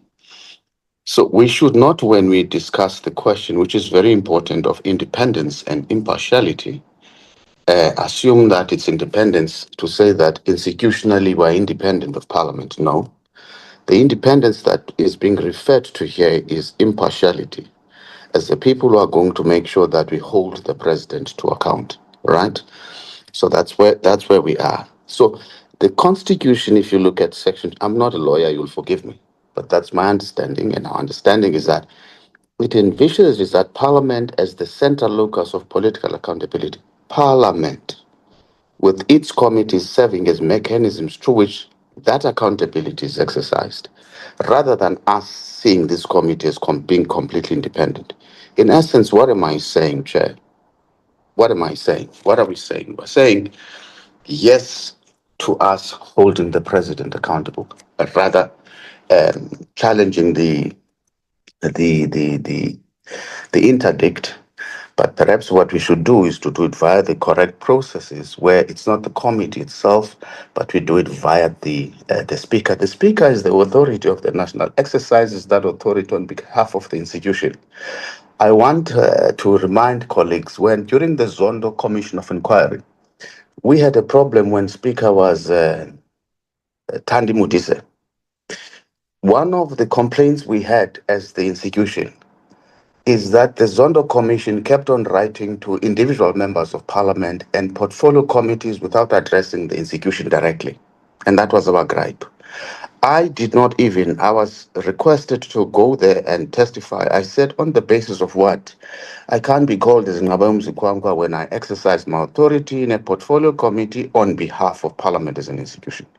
So yes, indeed, let's challenge it, but do so via parliament. I do believe that as this committee, once we have reached a resolution that says we want to challenge and we instruct the speaker, there should be no reason for the speaker to say she can't do that when we are exercising that independence and impartiality and trying to get the president to account to parliament or to this committee on behalf of the National Assembly that elected him into office. Thank you. Thank you very much, Honorable Kwankwa. Bossa, Honorable Imani.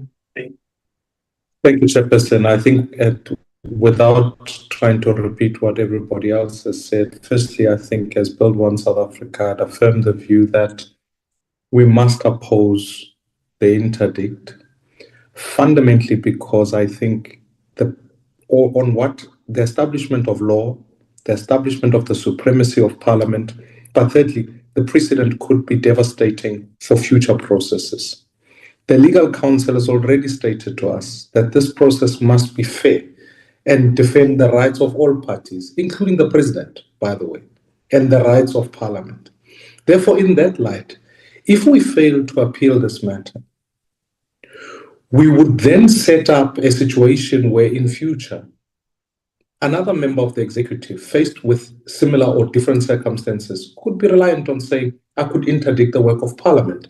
And I just think that that is wrong, just not only in terms of this current case, but it is wrong in terms of the constitutional arrangements as to where the executive accounts. The second matter is simply that, Chairperson, that an appeal, as another honorable member stated, does not pronounce guilt on the part of the president. Our job is inquisitorial, as the legal team has already stated. Therefore, I would urge that, in fact, the committee must then deliberate further on its own program and figure out what it needs to do. Thirdly and lastly, Chairperson, I hold the absolute view that I was not completely dissuaded by the legal counsel that a declarator from the Concord should not be sought. And that can be done, as Honorable Kwankwa stated, through the Speaker, to say that this matter, the Constitutional Court has already ruled on this matter. We cannot be going as though we were going to go in a lower court and then at the SCA, etc. We need to settle this matter so as to circumvent further delays on the basis of appeals, etc. So I still maintain that through the Speaker, I'd like to inquire, or through you, Chairperson, whether or not an application to the Concord for a declarator, given that all of these legal matters are coming through on both the application and the interdict, must be sought so that we don't end up with extended delays. I really believe we need to get to the business of the work so that this matter is behind us. I maintain that we are best served as South Africans by getting over this matter so that the president can focus on the work and the duty at hand, which the matters of South Africans are complicated beyond this issue and need everyone's focus. So may I request that that question be addressed through the Speaker's legal counsel? I would appreciate that. Thank you very much. Thanks very much, Honorable Maimane. We now move to the ATM, Honorable Zungula. Thank you, Chair.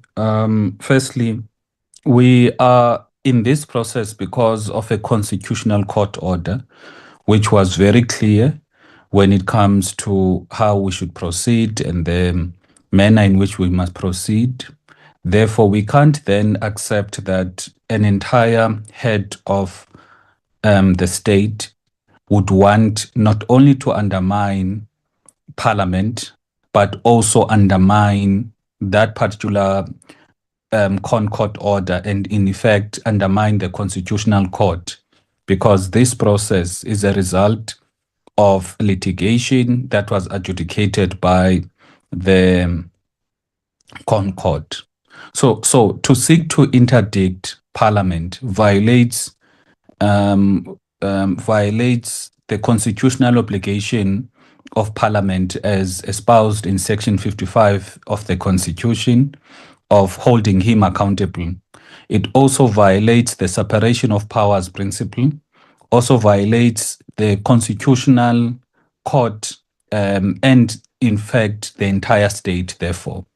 So in that, Chair, I want to move that the decision we must take today must be to defend the independence of Parliament and for Parliament to dictate or to direct its own programs and processes. So we must oppose.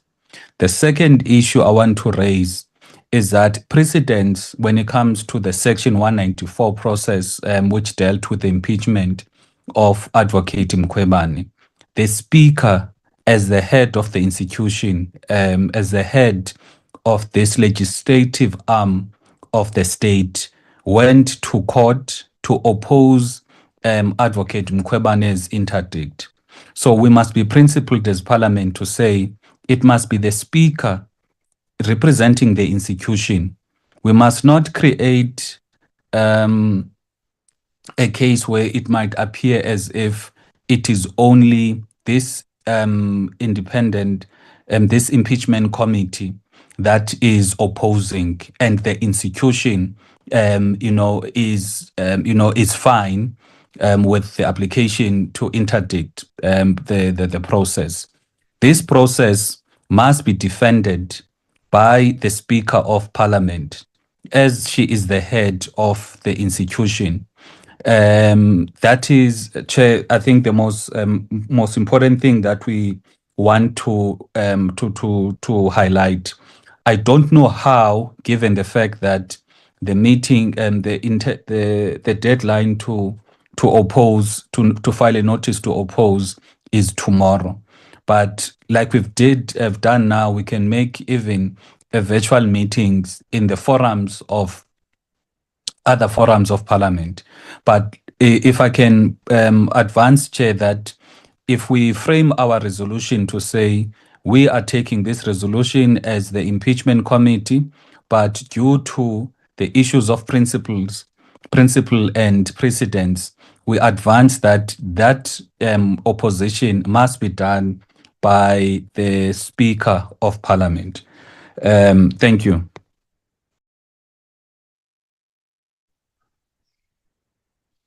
Thanks very much, Honorable Zungula. NCC, Honorable Adams. If you are still on the call, I know that you are about to board. All right, looks like not in the meeting. Honorable Musa Al-Jama. Thank you, Honorable Chair. As Al-Jama, in the interest of fairness, transparency, and legal certainty, our party is of the view that the committee should ensure that an independent second legal opinion is obtained before any final decision is taken. And our party is of the view that presently the present president should apply for a stay of order. And to the extent that the president get a second opinion by challenging the High Court report. I thank you so much, Chairperson. Thanks very much. UAT, Honorable Matatse. Thank you, Chairperson. Chairperson, I think at the heart of this matter lies the doctrine of separation of powers. Now, the Constitution entrusted the National Assembly with the solemn responsibility of holding the executive accountable. Now, this process is then one of the most important accountability mechanisms available to Parliament. To prevent the committee from merely commencing its inquiry will be to frustrate the Parliament constitutional oversight function before any evidence has been tested. Now, because the committee has been cited through its chairperson, which is you, sir, I also support that the committee must oppose the interdict application purely on legal principles, as has been stated by Dr. Hlophe. Chairperson, I submit. Thanks very much. Before I call on the DA, checking for the final time, IFP.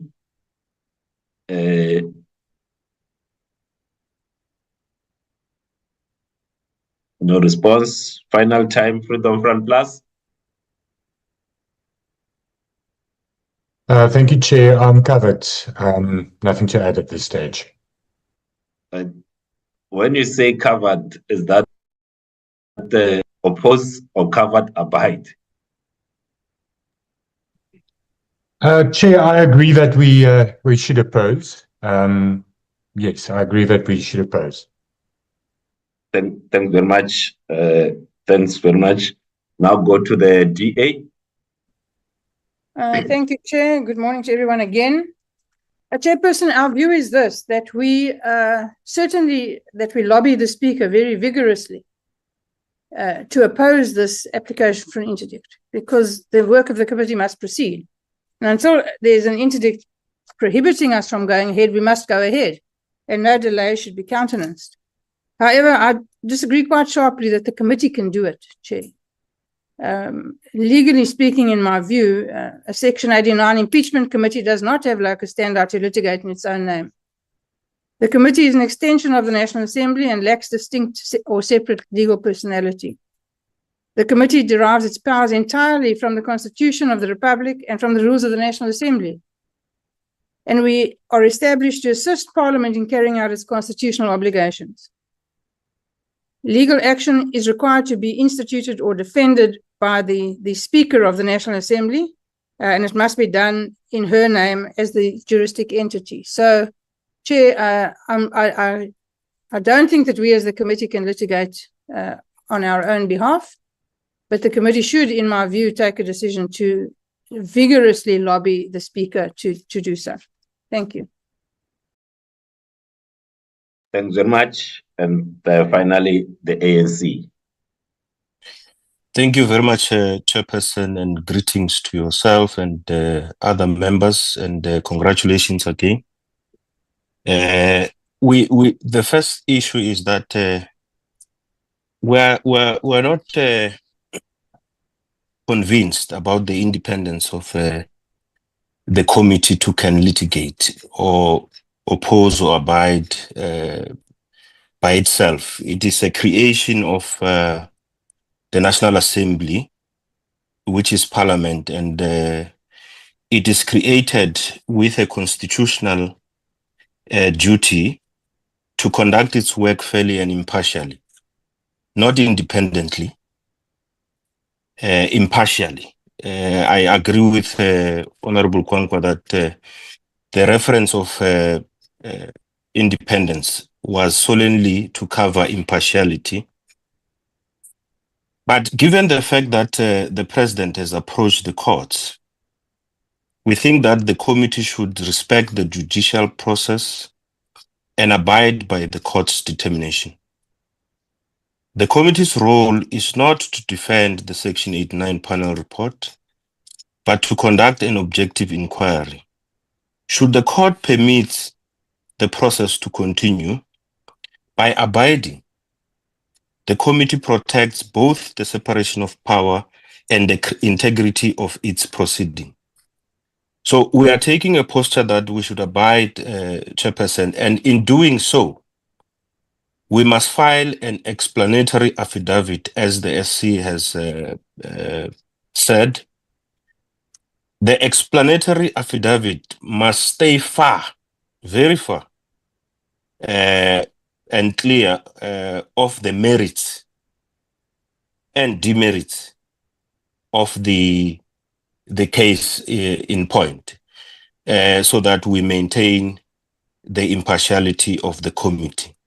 We would want to the committee to engage the Speaker, that should be the one doing the opposing if the committee agrees to oppose, or abiding if we agree to abide, not this committee, because we believe that this is a creature of the National Assembly. Thank you very much. Thanks very much, members. I just want to check if there's any member of the parties that wants to state a different position from that that has been stated by the principal representative before I sum up the discussion and the recommendations of the parties.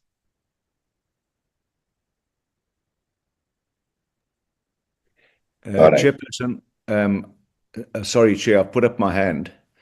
I do not want to agree with the position that I put. I agree fully. I just want to get clarity from you, Chair, when you wrap up. You have been cited as a respondent. Can you give us clarity on your position and what you will be doing as a respondent, as the chairperson of this committee, who is our nominee? You are the nominee of this committee and you've been cited. You need to tell us how you're going to deal with that, especially in light of the two submissions made last, that the committee doesn't have locus standi as per the DA, and the ANC says that we should be asking the Speaker to respond on our behalf. So I think we need you to clarify that position. Thank you, Chair. All right. Can I please ask the hands to be taken down for now, so that we can have a new set of hands if there's any new set of hands?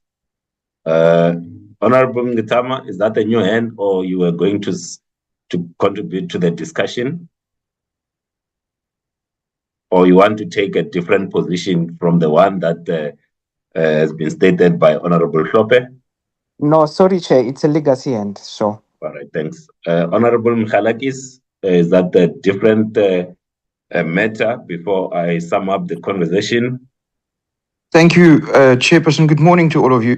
Chairperson, it's a new submission, or just to add on. Chairperson, I want to just indicate one or two things. The first one is I want to go back to the original role of the Speaker, and I want to perhaps just, if the committee will indulge me, quote, perhaps from another place, Speaker Lenthal, who said, "I have neither eyes to see nor tongue to speak in this place, but as the House is pleased to direct me, in whose service I am." That is a very, very old and ancient quote of the role of the Speaker, who is in service of the National Assembly and whose sole prerogative and job is to ensure that this place is able to fulfill its function.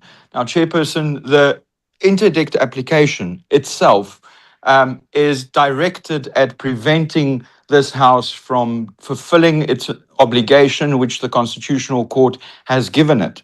My submission is that we are not just an idle bystander in this application, but it affects Parliament very directly, and it speaks to the role that Parliament must fulfill in terms of the Constitutional Court.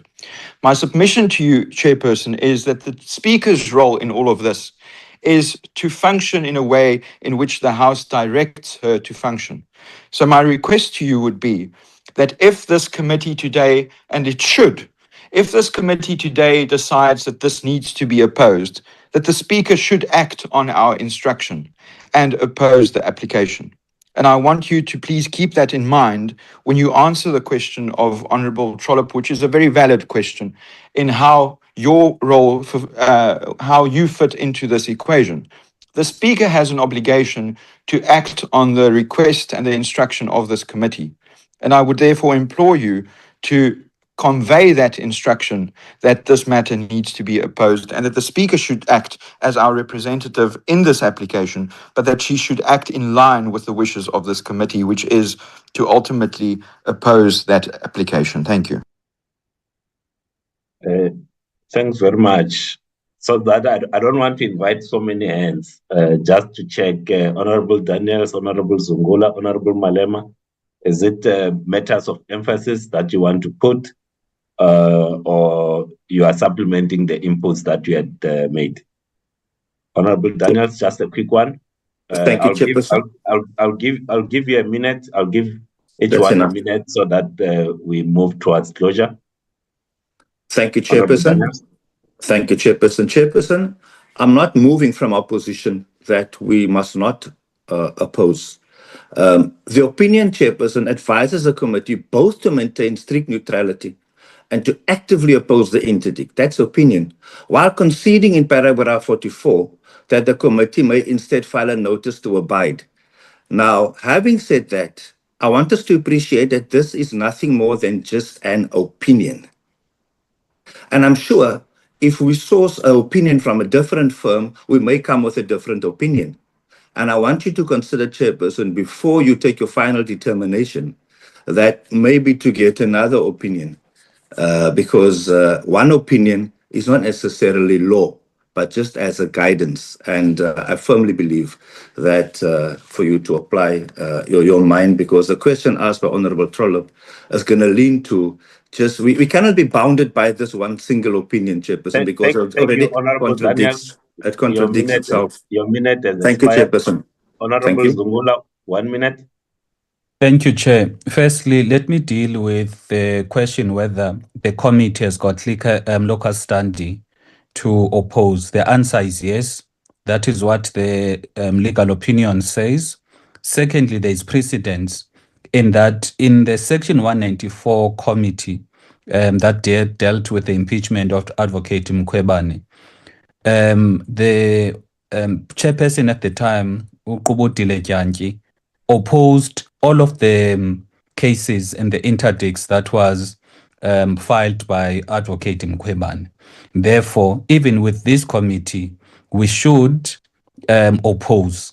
This committee should oppose, and also including opposing, we must petition the Speaker to oppose on behalf of Parliament. We need to be the ones that protect the committee to be able to do its work. And Chair, we can't then be wanting to do many other opinions. Like the deadline to institute or to file an intention to oppose is tomorrow. Now we must have another opinion and then discuss, and then another person will say, no, let's have another opinion. No, Chair, let's just Thank move you, on. Honorable Zungula. Your minute is up. Honorable Malema, 1 minute. Thanks, Chair. I think that even the President knows that we have a duty, if we so wish, to participate directly as a committee. And it will not be naive or stupid of a president to cite you if we had no role to play. There is a precedence Honorable Zungula spoke to. The principle is we must oppose. The nitty-gritties of it, you comrades can deal with it at that level. But the principle is that we're opposing and you're going to have a discussion. Obvious, you cannot just oppose without having a discussion with the Speaker. And she can as well just say, no, look, let's do one thing. I will oppose this thing and then proceed in that way.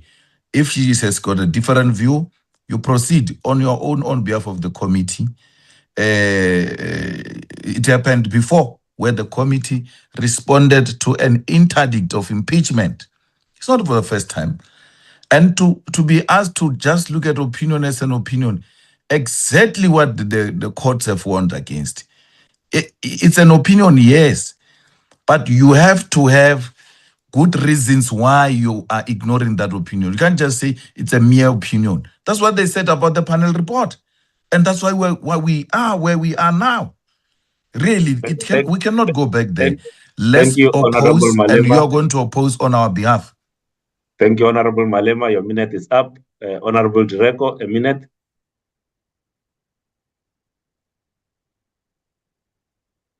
Honorable Direko. All right. Thank you, Chair. Thank you, Chair. My apologies, my network is a bit bad. Chair, I want to also emphasize that as members of the Impeachment Committee, we have a responsibility to ensure that the process is fair, objective, and credible. For this reason, I believe that the committee should abide by the court process rather than being actively opposing the interdict. The reason why I'm saying that is that our role is to conduct a fair process, not to defend a report in court, which is not even our report. So if we actively oppose the interdict, we then risk creating a perception that we have already taken a position on the matter. So I then support what our whip has just said, that let's rather abide by the court and ensure that the process is fair. We are not seen being taken aside or being on the other side of that of the other people. Thank you, Chair. Your minute is up. Honorable Ngola, 1 minute. Chair, I see no compelling legal reasons why we should aggressively go for a fully blown opposition to the application. Worst of it, Chair, it's us who are raising serious issues, critical issues of the jurisdiction of the High Court, and our backbone is the decision handed down by the Chief Justice in the Apex Court. So the law is already still on our side. So I think it is important, Chair, that we file a notice to abide with a declaratory affidavit where we advance the legal principles that we agree upon here in this meeting. So that's what I think we should do, Chair, without going fully blown on opposition. For that matter, Chair, we're not interdicted now. We're still going to do our work, doing the terms of reference, appointing the evidence leaders, and all that. We are still going to do that work. In the meantime, no one has interdicted us. But I think we are comfortable, but that the law is on our side. So let's allow the courts to give us that question. Thank you very much, Honorable Ngola. Your minute is up. Honorable Dagmo, 1 minute.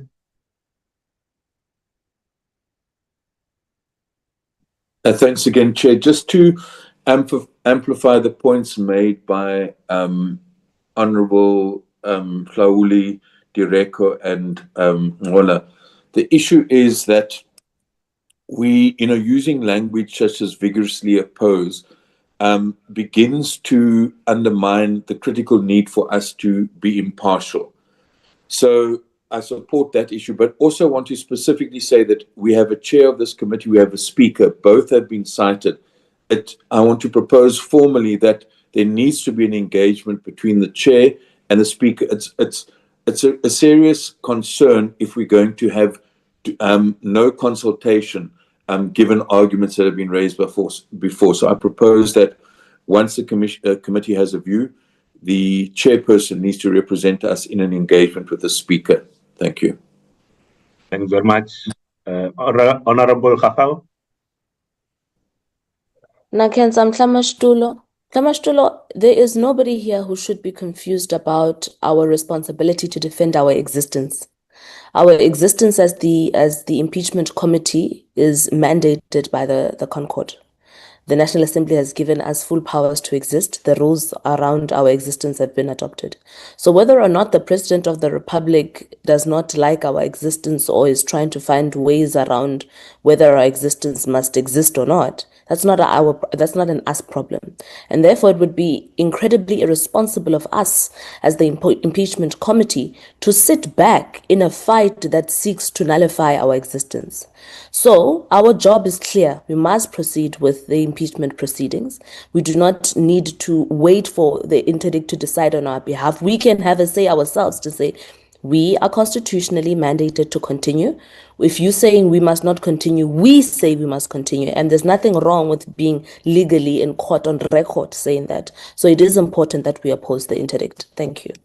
Thank you very much. I have 4 last speakers, and then after these 4 speakers, because I'm not hearing any new addition rather than the emphasis of the points that have been made before. So the last speaker will be Honorable Mautwe. So I'll now go to Honorable Musa, Honorable Ngitama, Honorable Maimani, and then the last speaker will be Honorable Mautwe, and then I will sum up the conversation and answer the question that has been asked in terms of the decision. Honorable Musa, your minute Thank you so starts much, now. Honorable Chair. The committee should exercise its right and mandate to a second legal opinion.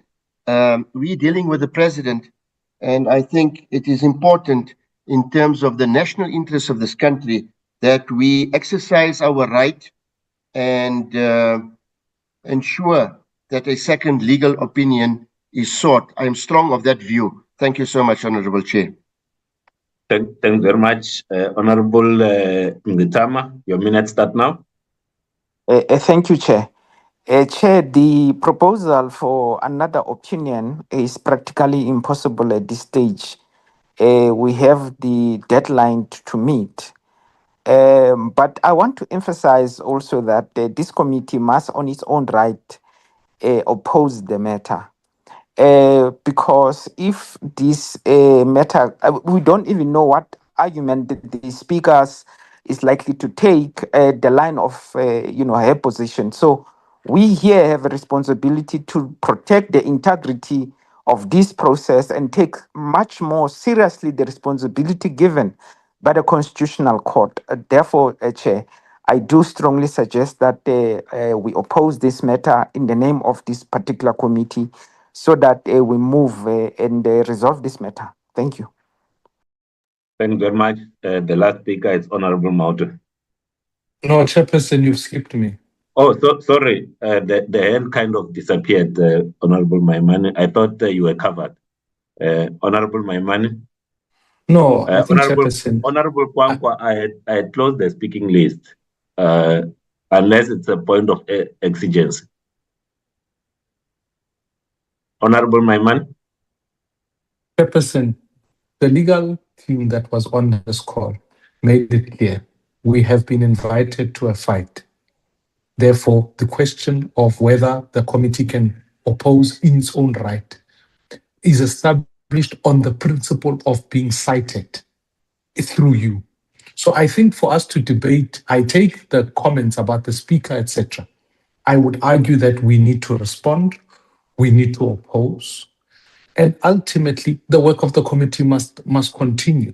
Because, Chairperson, for us to delay this matter and not want to file a response and wait for another opinion will in fact undermine the work of this committee. We will going around on these issues over and over again in courts all the time. And I reaffirm, let's get a declarator and get the work of the committee on the go. Thank you. Thanks very much. Honorable Mautwe. Thank you very much, Chair. Chair, one, we need to oppose in line with the legal opinion that you sought on behalf of all of us. We can't sit and just wait and be bystanders, because the interdict seeks to hold the work that we need to do as this committee. And this SC went at length to explain the legality of it and what will be our legal basis on it. So there's no debate about it. Number two, Chair, the deadline for us filing the papers is tomorrow. So there's no need for us to seek a second opinion. It's a waste of time, it's a waste of money, the resources, the little resources we have as a country. And Chair, the last one is, we doubt the speaker, and we should actually come out as this committee with a resolution that says the speaker must oppose, because we have already written as the EFF to the speaker to oppose. The ACDP earlier on did indicate that they wrote to the speaker to oppose. I think even Action SA did alluded to that fact. And she's not acting, she's not doing anything. And therefore the resolution by this committee is that she should also oppose. Thank you, Chair. Honorable Kwankwa, I'm giving you 53 seconds. You can't. Kalog, remember that was the submission of the party. Now I must state whether I agree with it or not. I'm kidding, Chair. I think there's a third way here that Honorable Malema has proposed, which I agree with entirely. Because the question is, it's either we say we have two options, either the speaker or the committee opposes. Now we're saying let's have a resolution that is firm enough on this question that you will take to the speaker and have a discussion with the speaker. In the event that the speaker does not oppose, the committee should oppose, so that we don't sit back and twiddle our thumbs and do nothing and be helpless because the speaker has not moved on the issue. I think to us that is a very good way forward. Thank you very much, honorable members, and thanks for the inputs. The points that have been made, the prevailing opinion based on the inputs that have been made by the parties is that the committee needs to oppose the urgent application of an interdict by the president. So that is the prevailing opinion of the committee. I don't even need to put it to a vote. The numbers are such that those that are on the side of opposing, it's they are in the majority. To the question that was asked by Honorable Trolip, So I, as the chairperson of the Impeachment Committee, align myself with the prevailing opinion of the members of this committee that we should oppose the application, and I will do so on behalf of the committee. So it will not just be me in my individual capacity, because I was not cited in my individual capacity, but as a chairperson of this committee, I intend to represent the committee in opposing the interdict application by the president, and as it was proposed, will then petition the speaker to also join in opposing this application. But if the speaker decides not to oppose the application, as the chairperson of the committee and the second respondent to the interdict application, I will represent the committee in opposing the application. The view in terms of seeking a second legal opinion, given the time that we have, that we need to indicate by tomorrow, I don't think it will be, we'll have enough time to be able to get another opinion, still have another conversation.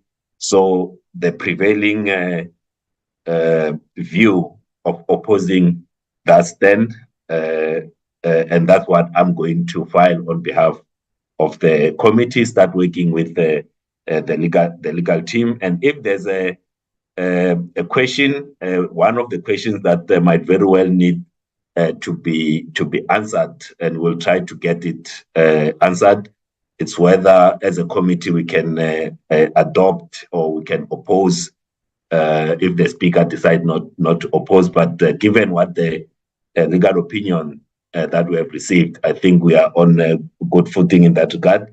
But I will still petition the speaker to join us in opposing this interdict. That's the prevailing opinion of the committee, and is that going to be taken forward by the second respondent to the interdict, which is myself as the chairperson of the committee. So that concludes the discussion on this particular matter. Just to indicate, honorable members, that the work of the committee has not been interdicted. It continues. We will have our meeting next week on Wednesday, the 24th of June at 10 o'clock, where amongst others, we are going to consider our draft terms of reference and also the process to appoint evidence leaders. I have said this when I was elected, that we are going to focus on the things that are in our control. What's in our control is to get the process on the go. The things that are going to happen outside of our control, we are not going to focus on them. We'll continue with the work of the committee until being asked or told to do otherwise by a court of law. So until such time, we are proceeding as the Impeachment Committee with our preparatory work, and we will see each other next week, Wednesday, in person, 10 o'clock at the Good Hope Center. Thank you very much, honorable members. The meeting is thus adjourned. Councillor Snell. Hey, Councillor Mdula. Chair. Oh, Simsha my stool. Can say. I can't Mdula stool.